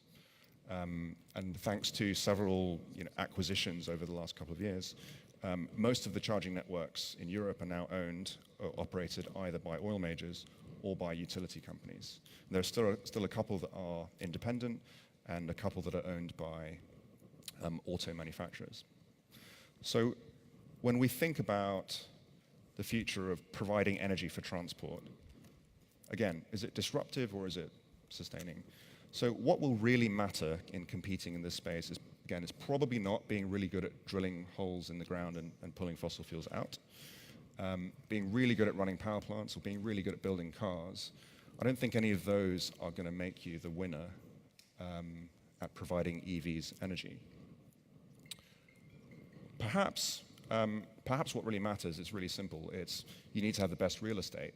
You've got to have the best sites for your rapid charging, and you've got to be really good at retail site management, because when people are charging, they're going to want to stop and buy a coffee and some cigarettes and the Daily Mail. And actually, it turns out it's not really an energy industry thing. It's about, are you good at managing retail sites and creating customer experience? Maybe that's sustaining for oil and gas because they're pretty good at that, or some of their partners who essentially build motorway service stations and things like that. But again, there's this sort of alternate reality where this is really disruptive. And maybe what matters most is having a really deep understanding of power markets, really understanding the network, and potentially having a portfolio of generation and demand to integrate with that EV energy that's going to need to be shifted throughout the day. And in that future, maybe it is an opportunity for power utilities to disrupt oil companies. So the irony is, I think, when you're in an industry that's changing so quickly, it can actually be quite hard to spot what are the things that are truly disruptive and what are the things that are going to be sustaining. So I always like to go back to the original book on disruption, which is The Innovator's Dilemma. I'm sure many of you heard of it, by Clay Christensen. It's an oldie but a goodie. And I think what we need to do as an industry is really ask ourselves these three questions. What are the things that we're good at today that won't really matter anymore in future?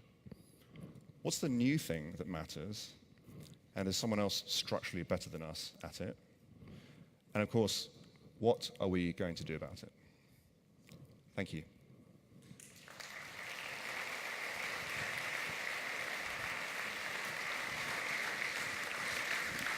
Thanks very much for your talk. Are there questions? I think we're a bit short in time. There's one in the back.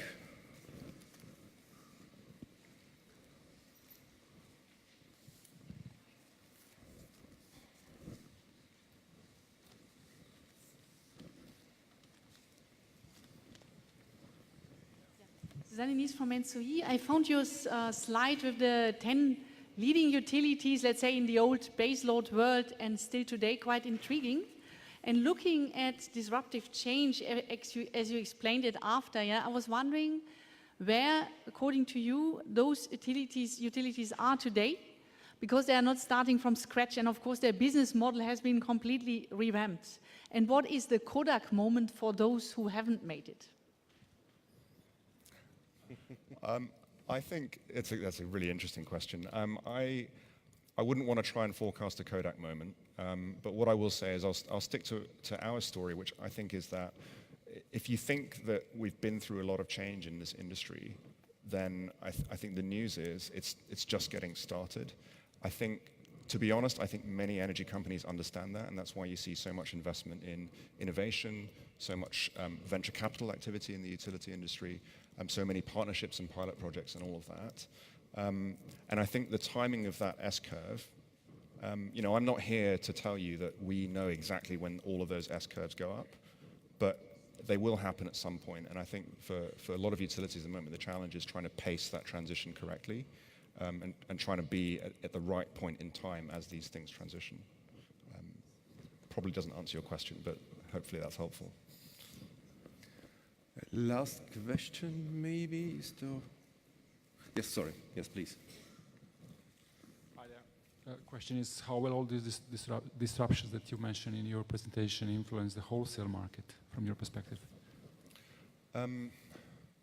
So I think when we look at the wholesale market, what I didn't show is that we do a certain amount of power price forecasting that's linked to our sort of 2050 view. And in our power team, essentially, we see, essentially, we think that the cannibalization effect of renewables can be quite meaningful.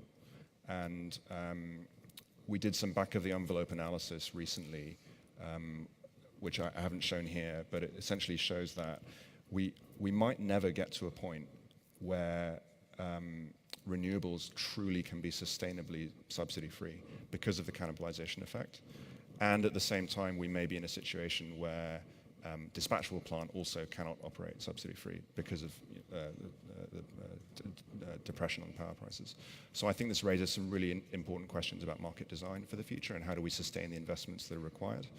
Because what I've shown is a least cost outlook, but that doesn't mean that the revenues are there to meet that, if that makes sense. So I think there are some important challenges. Thanks very much for a very interesting talk. Thank you. Thanks a lot.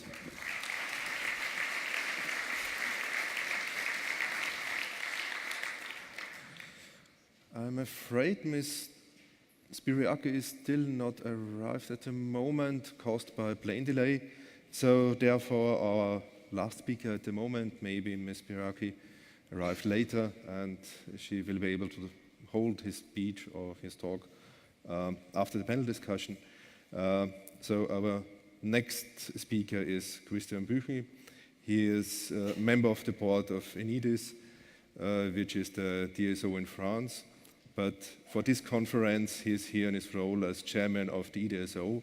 For smart metering, it is the European Association representing electricity distribution system companies that are cooperating to make the energy smart grids vision reality. Please come to the stage.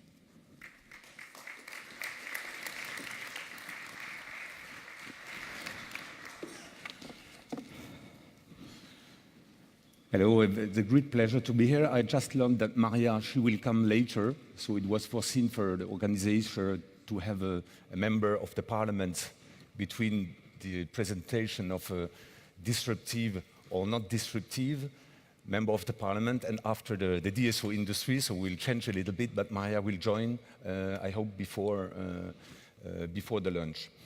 So it's a great pleasure to be here as a representative, the chairman of EDSO for Smart Grids. So a presentation should come here.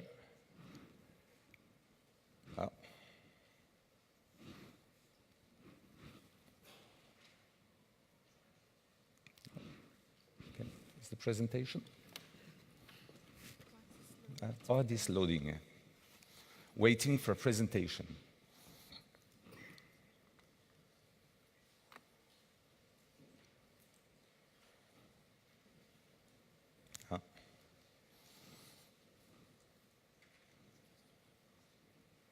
Is there any problem?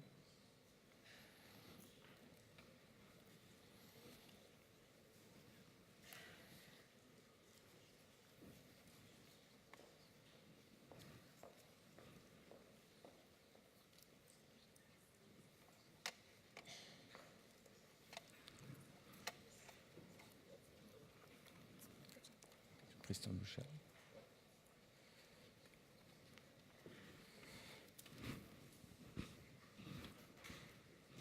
Okay, I have the presentation on the screen now, but you, yes, fine. Thank you very much. So maybe you can have a look on this logo, EDSO for Smart Grid, because it's probably, or for sure, it's the last time we will use this logo. I recall here that EDSO for Smart Grid is gathering the DSOs all over Europe. We gather now, I would say, from a customer-connected perspective, more than 80% in Europe.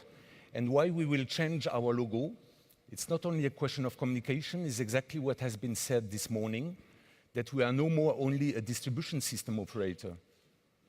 Yes, we still distribute electricity, but more and more we collect electricity. We collect the consumer, the active consumer, to the grid, so he became an active actor in the energy system. And this is why we will change the logo.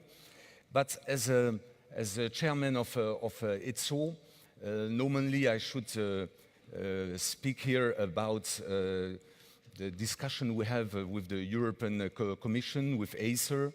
I should be talking about the role of the DSOs, our collaboration to develop new technologies. We have here, you can see one of our we have a technology committee. We gather all the expertise from our companies to develop what does it mean, disruption. Is it sustaining disruption, disruptive disruption in technology? This is all the topic we handle here. I should speak about the project committee. The project committees, we operate nearly 50 projects all over Europe, from Sweden to Portugal, across France, across Spain. And we learn from each other companies to develop new business model and make energy transition possible. But it has been said by Chris from the TSO side. One of the main topics we have in EDSO for Smart Grid these last weeks is on one side the discussion about the clean energy package, and on the other side the cooperation with the TSO.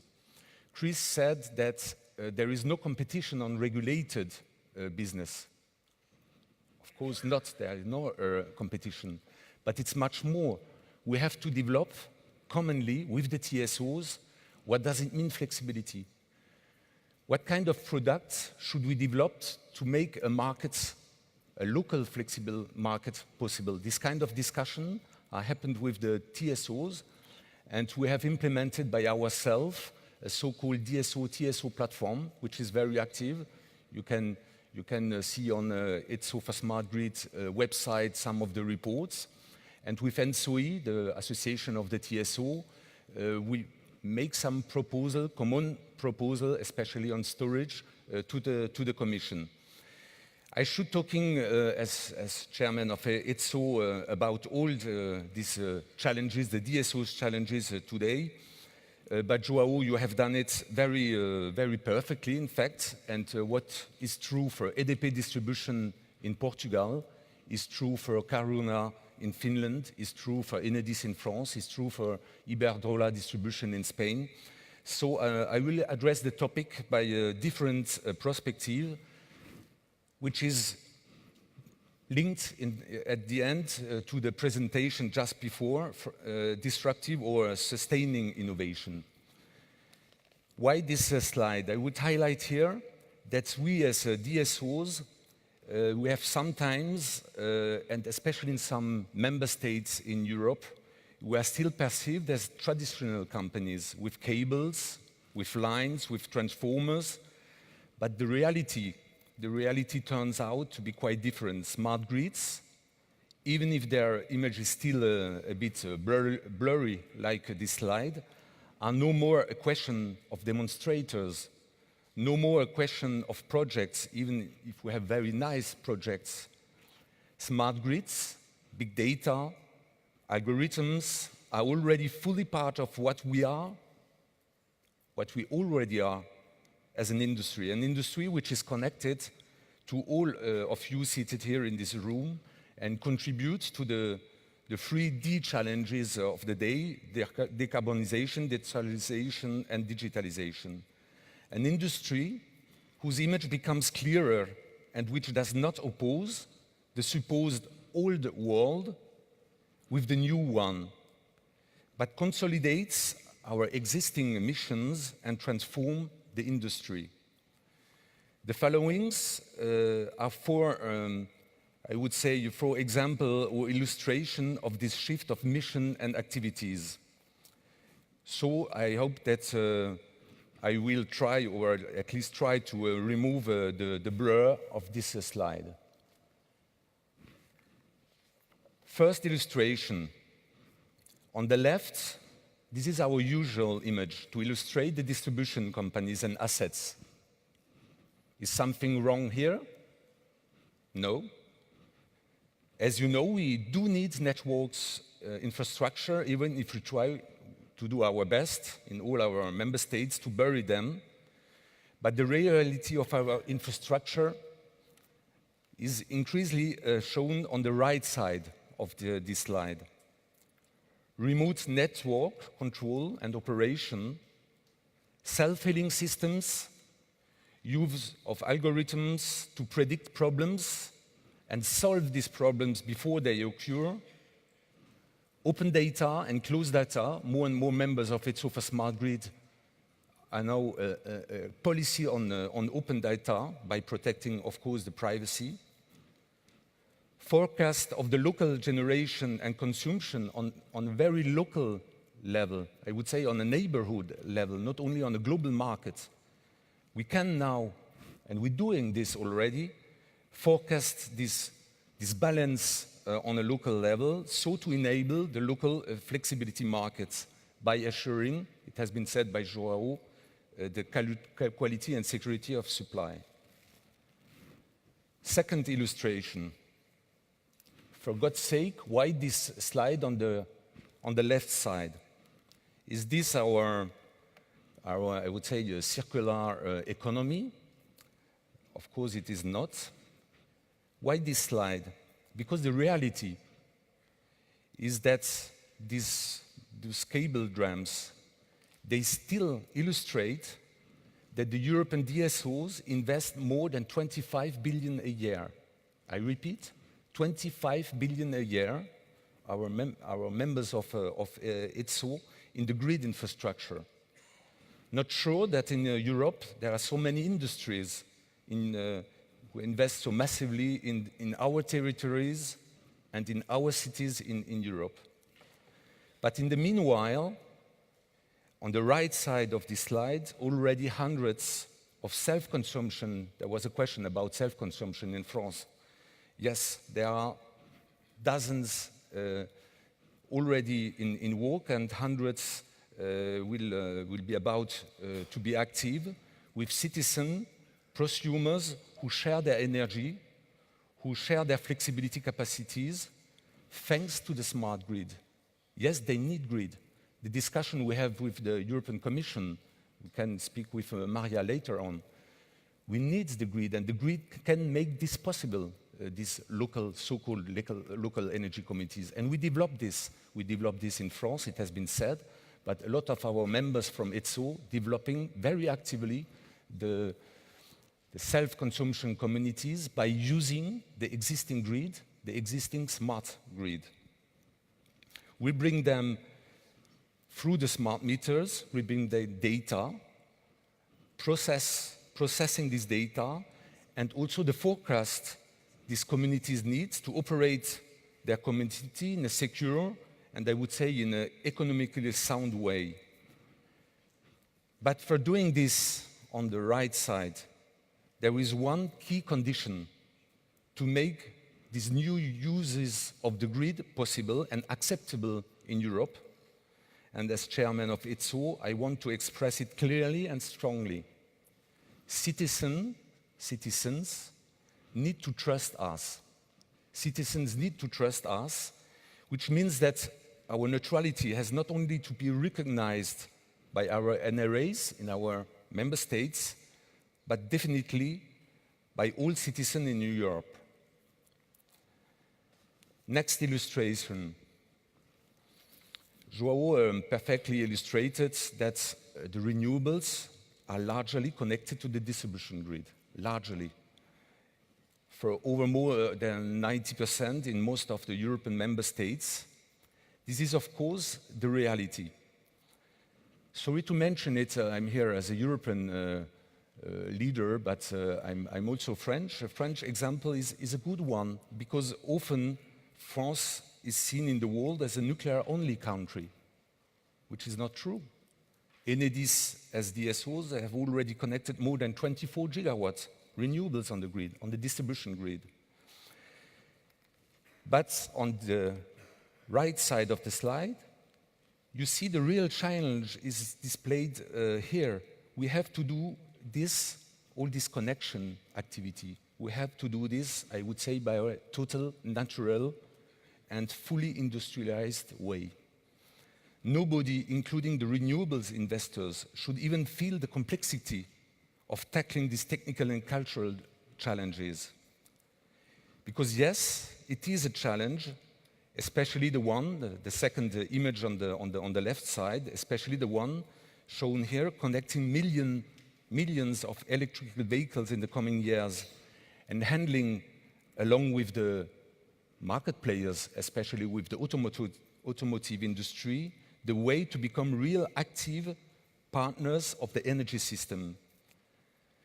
And for making this possible, data handling and processing and data exposure is also, once again, a very important topic. And this is why we say at EDSO for Smart Grid, and this is our key message to the Parliament, to the Commission, to Acer, which gather all the NRAs in Europe. The role of DSO, we create trust to the citizen by demonstrating every day in all of our activities our neutrality in the market. Last illustration. It's a good example. The speaker before mentioned disruptive or not disruptive. You see on the left side, it's not so long ago that the energy meter's purpose was to measure once or twice a year the consumption in order to send the bill to the consumers. But the industry, and not only the DSOs, the industry, especially I think on the equipment company, the IT company, we invest a lot of money in R&D. This illustration is about R&D, research and development. We invest a lot of money to make these new systems. Here is illustrated by smart meters. You have here the smart meter Linky in France. I think we roll out, where is my chairman? I don't see him, but we roll out nearly 30,000 a day. 30,000 a day. We reached 40 million last week.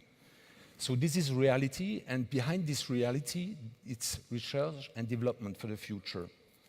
We have integrated, and you see the vision here.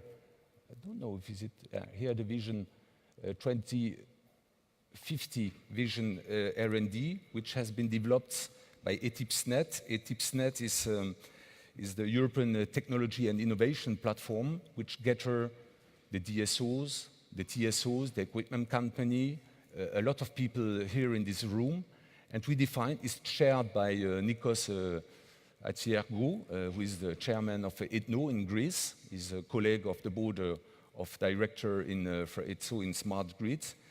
And together they developed a roadmap, a R&D roadmap for the future. What kind of R&D do we need to tackle the challenges? And the question is not only disruptive or not disruptive. The question is to prepare to prepare the companies, to prepare the technology, and to prepare the integration of all the market and players and the citizen.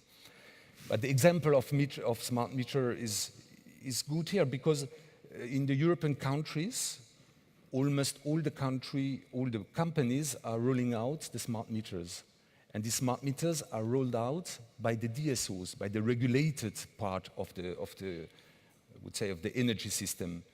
These bidirectional meters offers multiple benefits. They empower customer thanks to real-time and accurate consumption data. They allow new collective and circular ways to use the grids. They trigger new initiatives offers on the market. And for us, as a DSO industry, they are absolutely compulsory to develop smart grids we need to make the energy transition possible.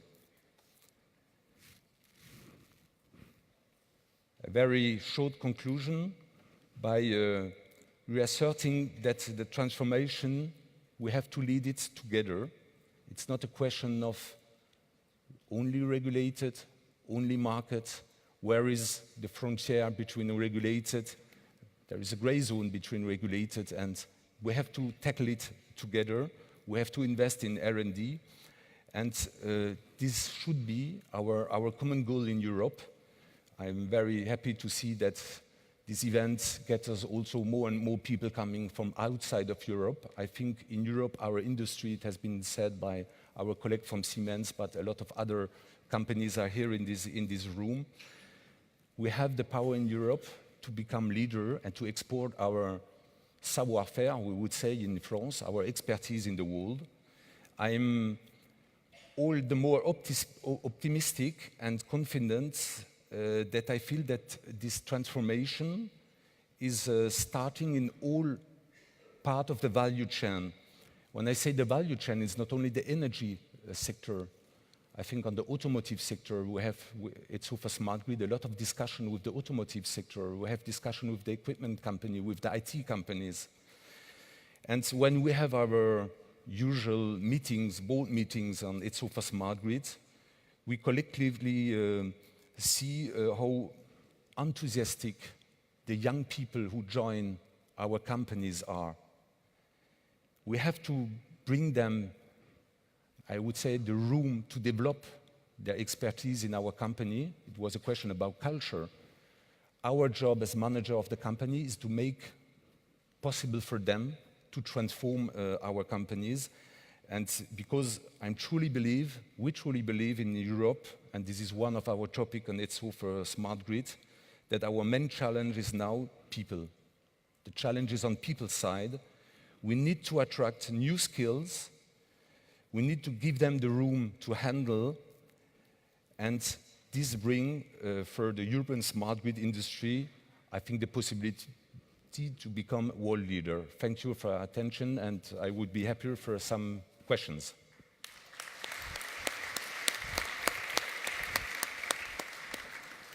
Thank you for interesting talk. Is there just, I think, only one question because we're in the overtime? The overtime. Is there one question from the audience? If not, so I have just one question.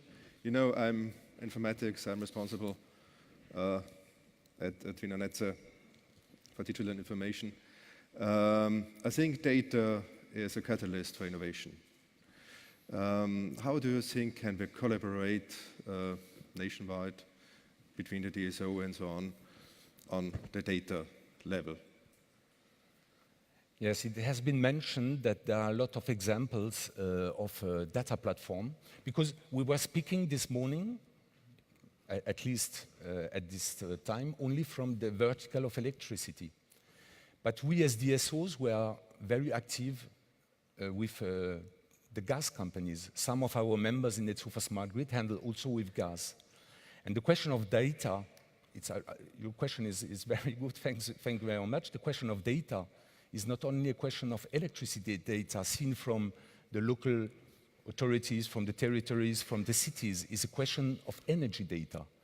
And a good example, I say it here in Vienna, our member, we have members of the DSOs from Austria, members of EDSO for Smart Grid. They have together electricity and gas and I think TSO is also part of in Austria. They have developed a data platform together, EDA, Energiedatenaustausch platform, which gather all the data, the energy data, handle it by a secure way, and expose this data to help for innovation. Another example is in Netherlands, same, electricity, gas, with TSO. In France, we have also developed a data agency with the gas DSO. It's called Agence Auré.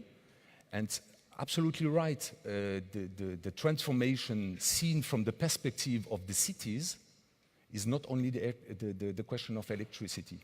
And so the combination on a local area to combine electricity, gas, and heating, the DSOs are, it has been said by Joao, the DSO are very close to the end consumer and bring in all these stakeholders in the energy system. So yes, data is absolutely key, and not only in electricity.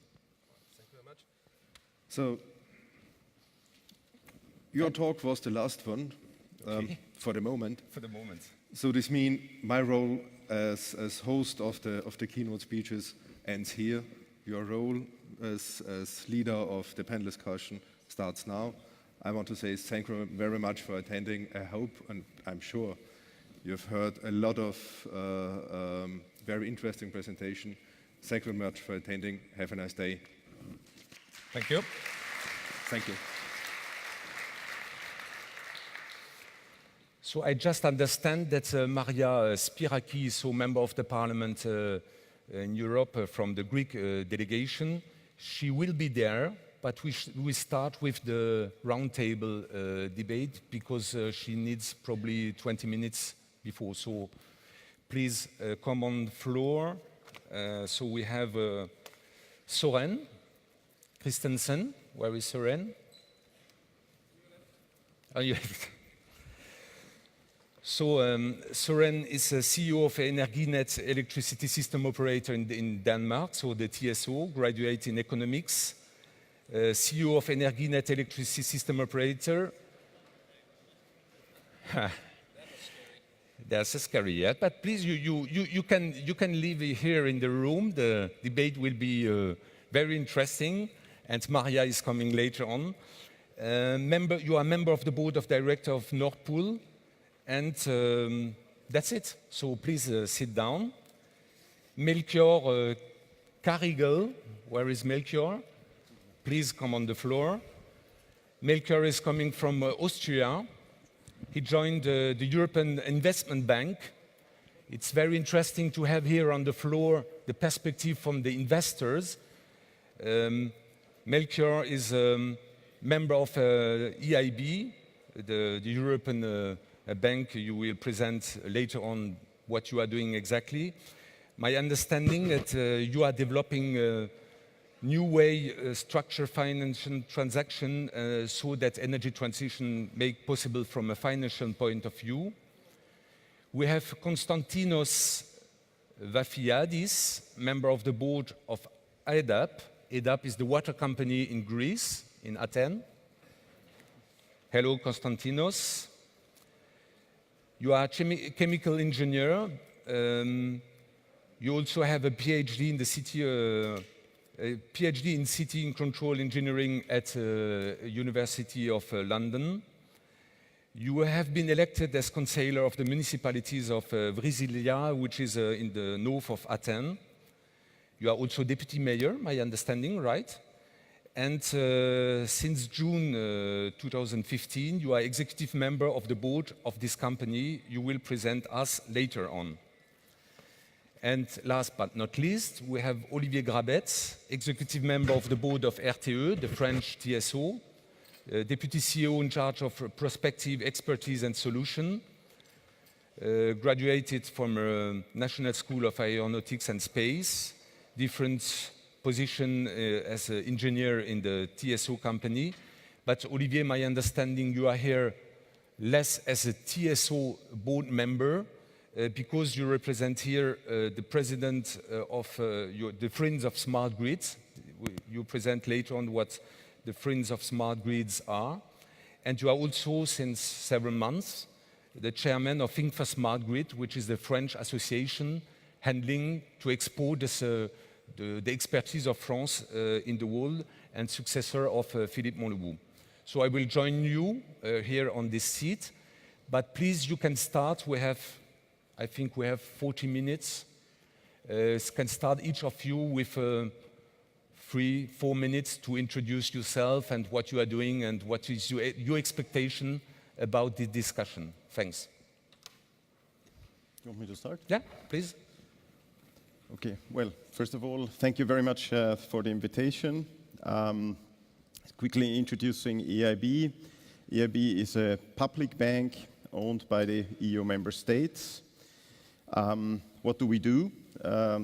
Mainly long-term lending to the infrastructure sector. We are a large multilateral.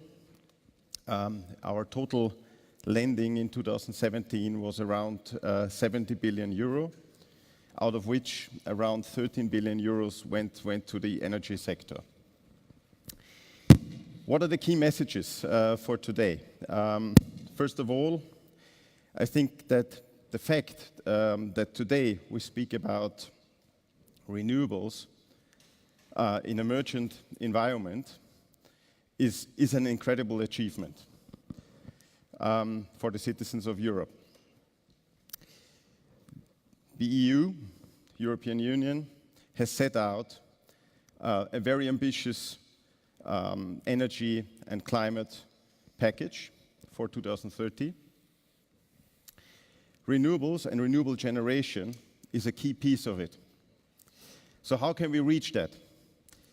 And power purchasing agreements can only be a part of the solution. So what we still need is, in the end, some auction-based state support to achieve or to meet this very ambitious target. How to integrate renewables in a market system which is pretty much based on, or which has so far been pretty much based on hydrothermal power production, or the market design has been based on that, is a key challenge. There will be many elements which we will need and which will be key. The key word, and I think we've heard it very often today, is flexibility. So we need flexibility on the generation side, keyword, be it flexible gas production, be it storage, pump storage, battery storage, so lots of opportunities. But we also need to look at the dynamic demand side. What I can say is that EIB can play a key role to support this target. Thank you.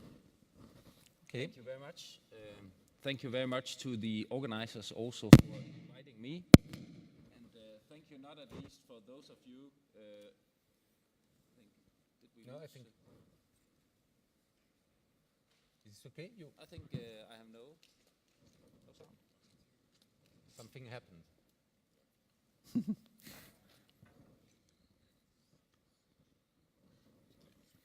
Okay. Perhaps you could do. If I can be heard. No. That's okay. Okay, now I'm online with this. Thank you very much to the organizers also for inviting me here, and not at least thank you to those of you delaying your lunch to stay for this panel session. It's not that easy to see how many you are because the lights are on, and we like that in the TSO business when the lights are on. I represent Energinet, the Danish TSO for electricity and gas. We have different subsidiaries. We have recently split the electricity TSO business in the transmission asset owner business and then the electricity system operator, for which I am the CEO.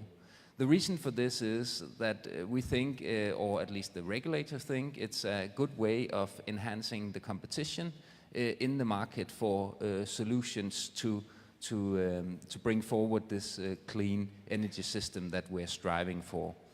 A few data on the Danish energy system. I think we have had quite a massive development of intermittent renewable energy in the Danish grid during the last decades. As of today, we have 47% of our annual electricity consumption coming from mainly wind, with a little bit solar on top. We are still a country with the largest security of supply, or the highest security of supply in Europe.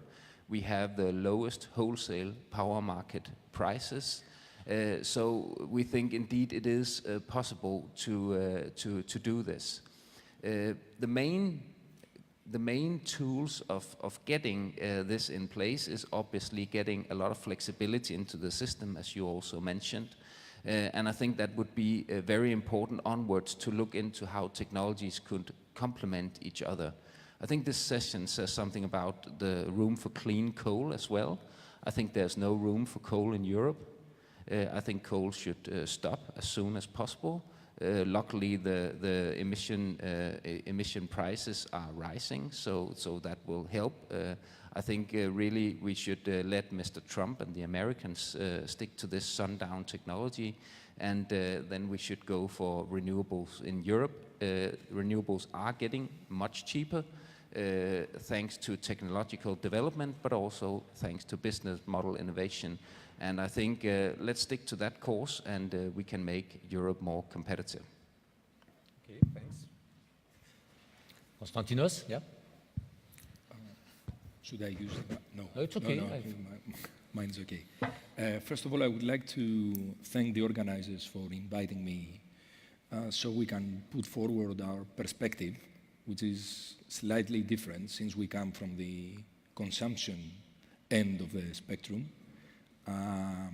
EYDAP, which stands for the Athens Water Supply and Wastewater Company, is responsible for providing water and wastewater services for the metropolitan area of Athens, which is almost half the population of Greece, so it's around 5 million people.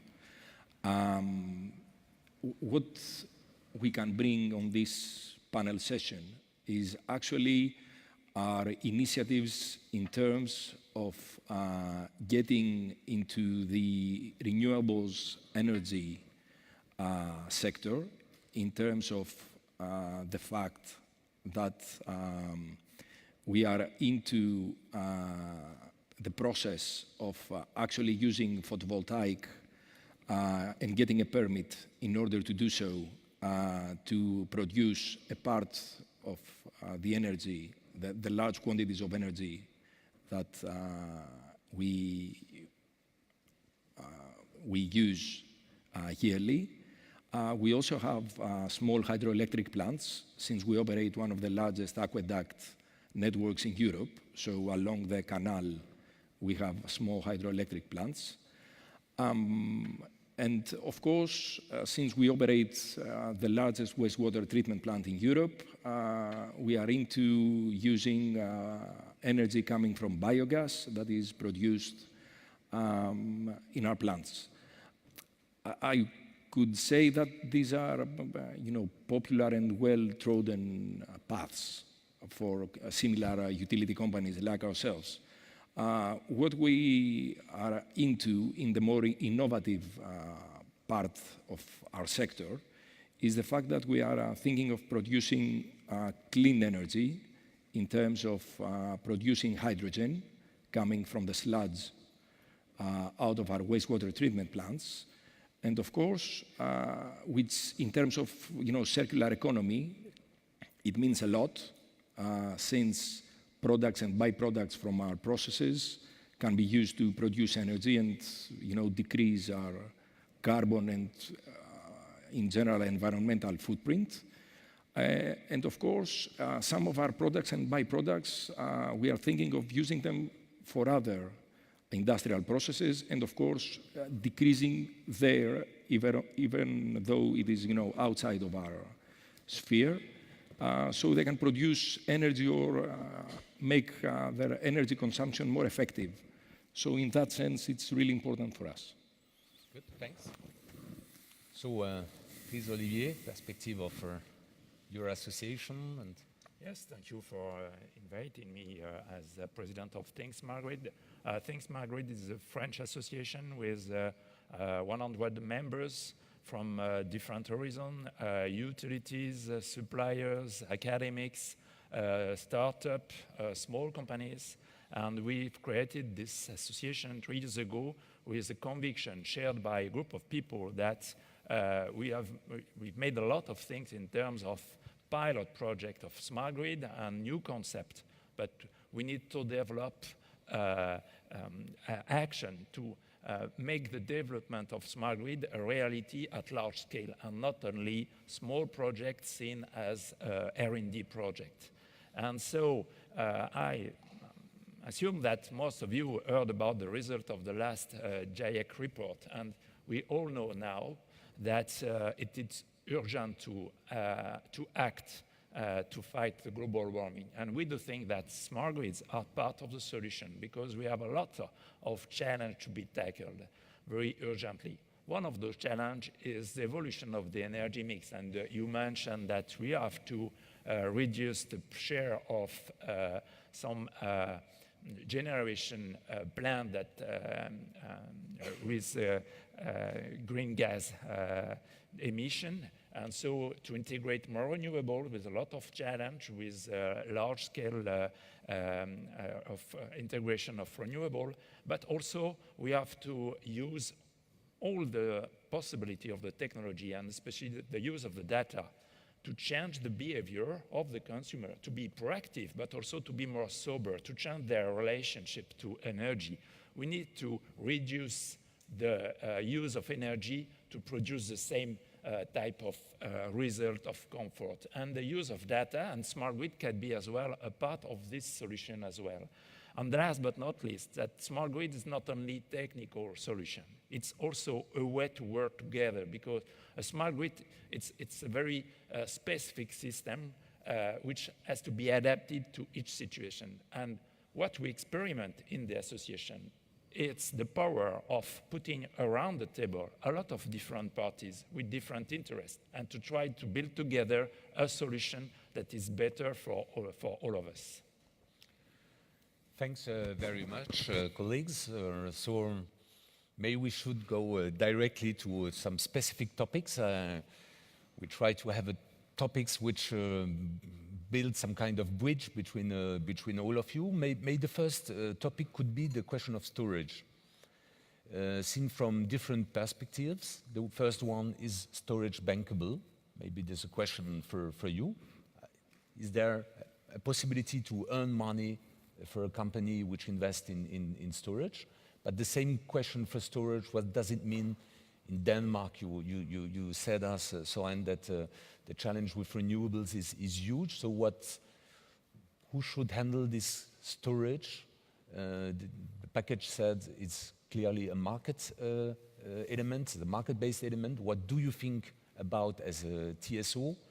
What does it mean storage for you in your city? You try to have a different footprint, so my understanding of generation. Is storage an element for you? Do you invest in storage? And of course, in the business case of smart grid and developing new offers, Olivier, what is storage? So first topic, storage. I don't know. You start maybe? I'm from Melchior with the angle of money. The angle of money, exactly.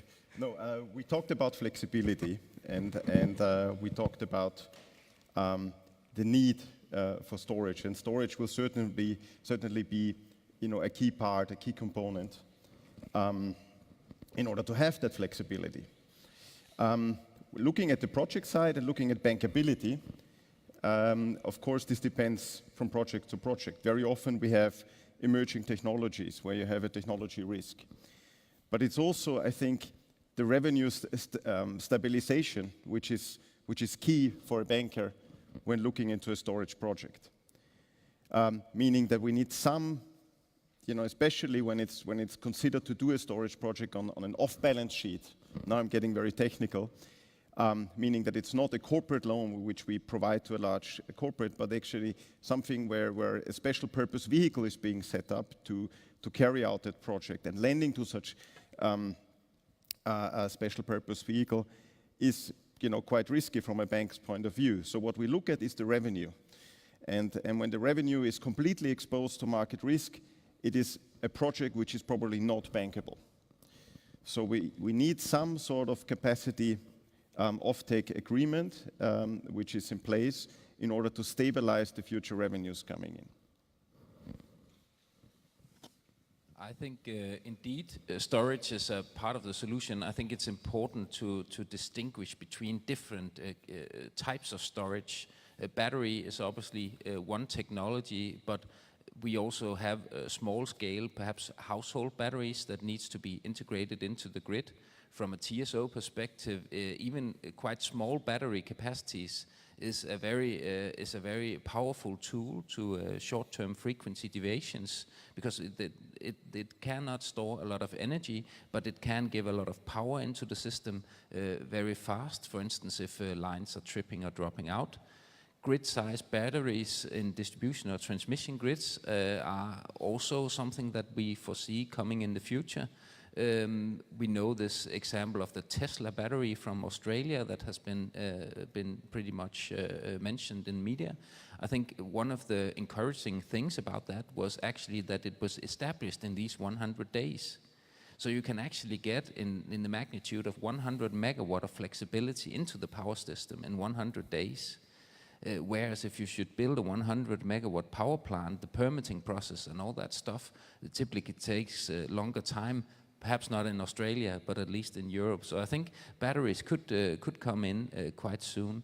But when we're looking into scenarios beyond 2030 for a power system completely dependent on the wind and the solar, we need much larger capacities than what is possible in batteries. And there we think that power to gas, power to hydrogen is a very promising technology. It can also go to other sectors direct as a fuel, but it can also be transformed back to electricity in these periods where the wind is not blowing and the sun is not shining. So I think really, my last point here is, I think the business models here must really look into how can we stack income streams from different markets. Can we reduce some grid investments and make money to a storage solution on that? Can we do arbitrage in a normal power market? Should the storage facility deliver ancillary services to the grid, to the DSO, the TSO? And I think to have this business model innovation without limits, I know that not all my colleagues on the TSO side agreed, but basically I think it's a good idea to not let TSOs invest in this, but let it be a part of the more liberal part of unregulated part of the market. So, Olivier, you can also, as a TSO, Soren just said that there are some differences in Europe, because my understanding, Melchior said, market is not enough to make it bankable. So who invests at the end of the day in this new technology and in the storages? Olivier, maybe? Yes. We do think that storage will play an increasing role in the power system. But we have to test different solutions. We know that it's not possible to find a bankable solution only on one class of service. And we have to find how to combine different types of service. And I am not able to say at the moment what is the share between the market-based services and what could be more regulated. For example, we have at the moment a common project at the European level, which is, the name is Osmos, how we can use storage facilities for grid forming, which is a very specific service. So tomorrow, this type of service will be provided by the market or by regulated assets. I think it's early to say that. And there are a lot of debate on energy that are rested about who should be allowed to do this or not. And I think it's better to use the collective intelligence to find the good way to combine services provided by storage facilities with the grid, considering the economical aspect, but also environmental aspect, because battery, it's not absolutely neutral on environment. We need some raw materials and so on. And so I think that it's time to test new model, to assess the value, the impact, and it should be a collective work. And when we learn from those experiences, we will be able, in fact, to find the good regulation and what could be the good model between regulation, between market-based model, and it's the way we're working in the framework of the Think Smart Grid to promote very different approach. And to give an example, we now are testing in France, and it's a TSO who will invest in the first step, but in a very clear scheme, discuss with the regulator, which not engage the future, to use storage facilities to solve some grid congestion. So it's storage not to displace energy in time, but in space. And we will test this type of service, what is its value, and how we can combine it with a market solution. But we need to test that, because if I want to ask the market to provide the solution, they are not able, because there are some risk. We do not do exactly the value. And so the only thing I do remember about the market, it's a very good tool if you know what is the question you want to address with the market. May just between you both seen from the perspective of a city, and my understanding, Konstantinos, you need a lot of electricity. The footprint is, you were speaking about coal, the footprint is not so good, because in your country there's a lot of coal generation. So seen from your business and within the city, also with your responsibility as elected, what do you interested to invest in storage? From our side, of course, producing electricity rarely is being used directly, so it is being fed back to the grid, and it is being offset with the electricity that we consume. In our case, I would say storage is more has to do more with energy that will be produced from not electricity, but hydrogen, biogas.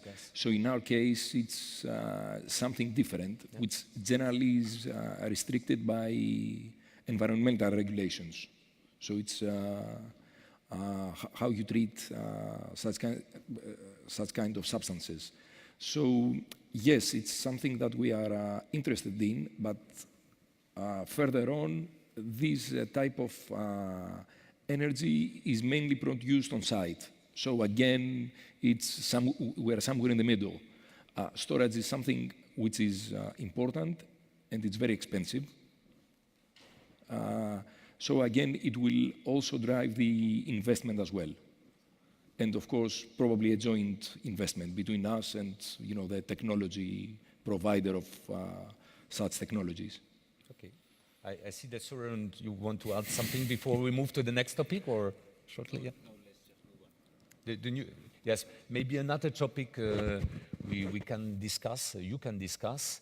It's about the decrease of the price when there are bids for renewables. Yes, you look not only in Europe but worldwide, there is a real decrease. We were saying this morning that this decrease is coming from, for sure, on the decrease of the cost of the technology. It's linked directly to technology. But what is about the part of this decrease coming from the costs on banking and on financing? So how we combine the feasibility, the economic feasibility of developing renewable by combining the best we can do on financial side with the best we can do on technical side? Well, what do I see? I mean, you mentioned it before. It's on the one hand, the costs are really coming down when it comes to cost per megawatt. So it was my starting statement today that we are in a merchant environment when we talk about wind and solar, meaning that these both sources are in the end completely competitive. So that is one case. On the financing side, what I can see is also that costs are coming down. The reason being that we are in a market environment where financial markets are extremely liquid. So there is a lot of liquidity and a lot of competition now when it comes to financing the renewable energy projects, especially when there is revenue stabilization in one form or another in place. And I think that is the next key message for the future, where we probably will see less feed-in mechanisms, less support mechanisms, where we will have the results, or when we see the individual projects coming out of our auctions with hardly any subsidy, is that there will still be the need for some sort of revenue stabilization. Having fully merchant projects where we take a fully merchant price risk will definitely increase the funding cost and the financing costs of projects. From a technology side, how do you see the opportunities of the new technologies to decrease these costs? What kind of disruption do you expect or do you invest in, maybe? But I think indeed we just had the presentation from Bloomberg with very impressive numbers up to date, and no sign that these decreases in prices would end now. So I am very, very optimistic on these exponential technologies that also technology will deliver together with the banks very, very cheap energy, clean energy for European societies onwards. So optimism here. Olivier? So we see that the technology will offer some perspective to decrease more the prices. And as well that as financing now, it's a business which is much more well known than in the past, and so the risk is much better assessed than previously, and so even the financing cost is decreasing. But I think that we do have a real issue. It's how we can have a more coordinated approach of the development of the renewable, because all over Europe, all the countries, they do have some specific plans to develop the renewable. The risk is perhaps tomorrow to have overcapacity. And so in that case, the feedback could be not so nice, because what we are trying to do is to have market-based development of renewable. But if the prices on the market are too low, in fact, we'll find another problem. I think we need at the moment not to work more on technology, on financing process, but a more coordinated approach of the mixed development. But because at that time, I think it's the higher risk that we will have to face in terms of economical risk for the society. So may we move to another topic, which is more the question of decentralization. It's one of the 3D of this event. Starting with you, Konstantinos, how you are in a decentralized world, yes, but you handle on a big city with the water business. What does it mean for you, decentralization?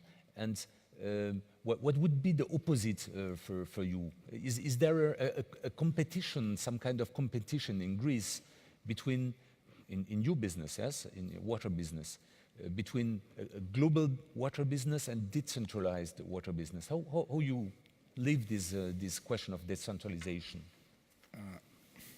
In Greece, as it is very common, water services are a monopoly locally.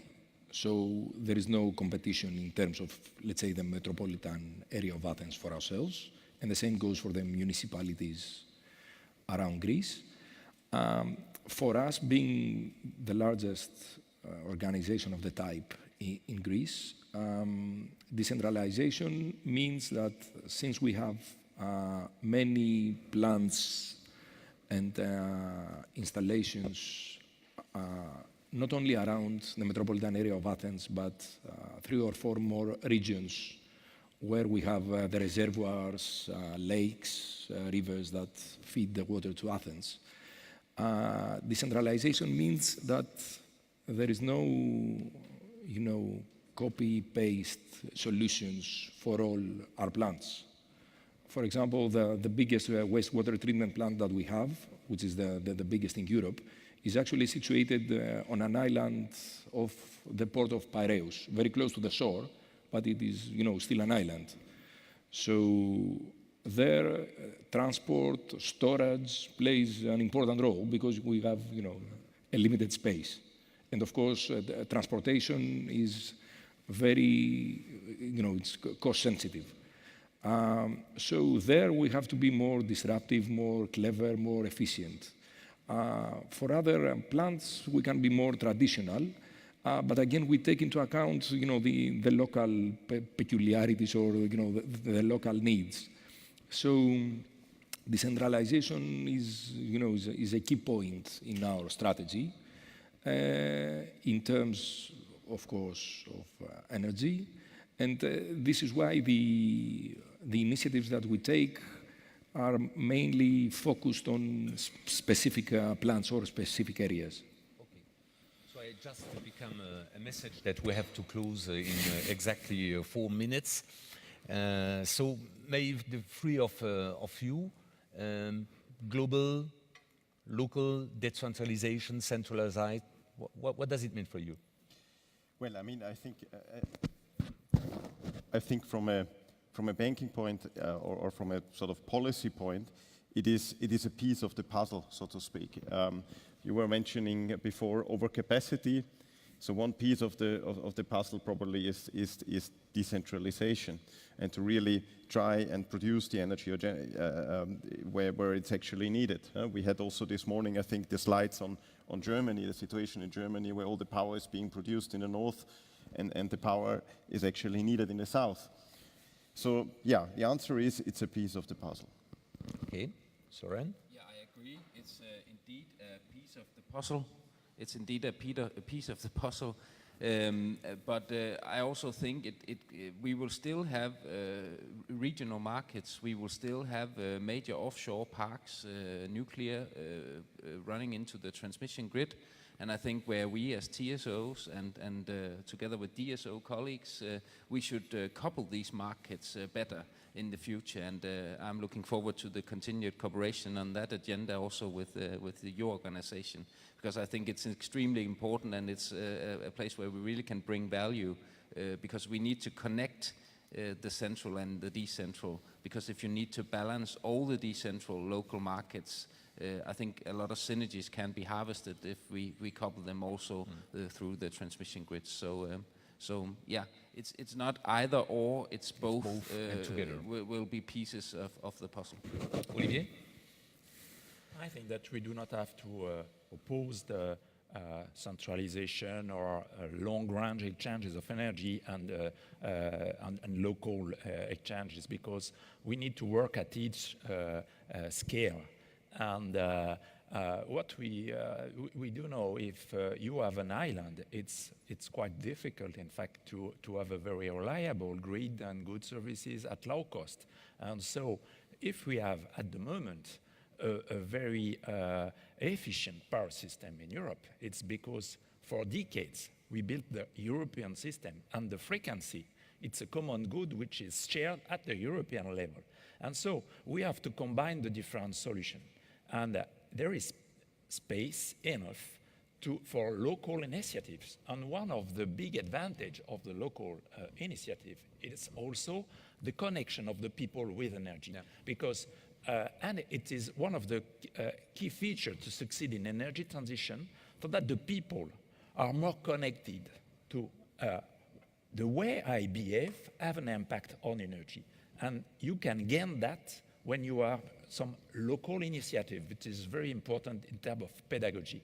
But in terms of economical efficiency and also reduction of the footprint, we need also to mutualize at different scale. And so I think that we should find the good way to organize harmoniously the different scale of territory. Okay, so dear colleagues and friends, thank you very much for this interesting discussion. Thank you here in the room, because it's time to have lunch. So thank you very much, and have a very nice, continue to have a very nice event here in Vienna. Thank you.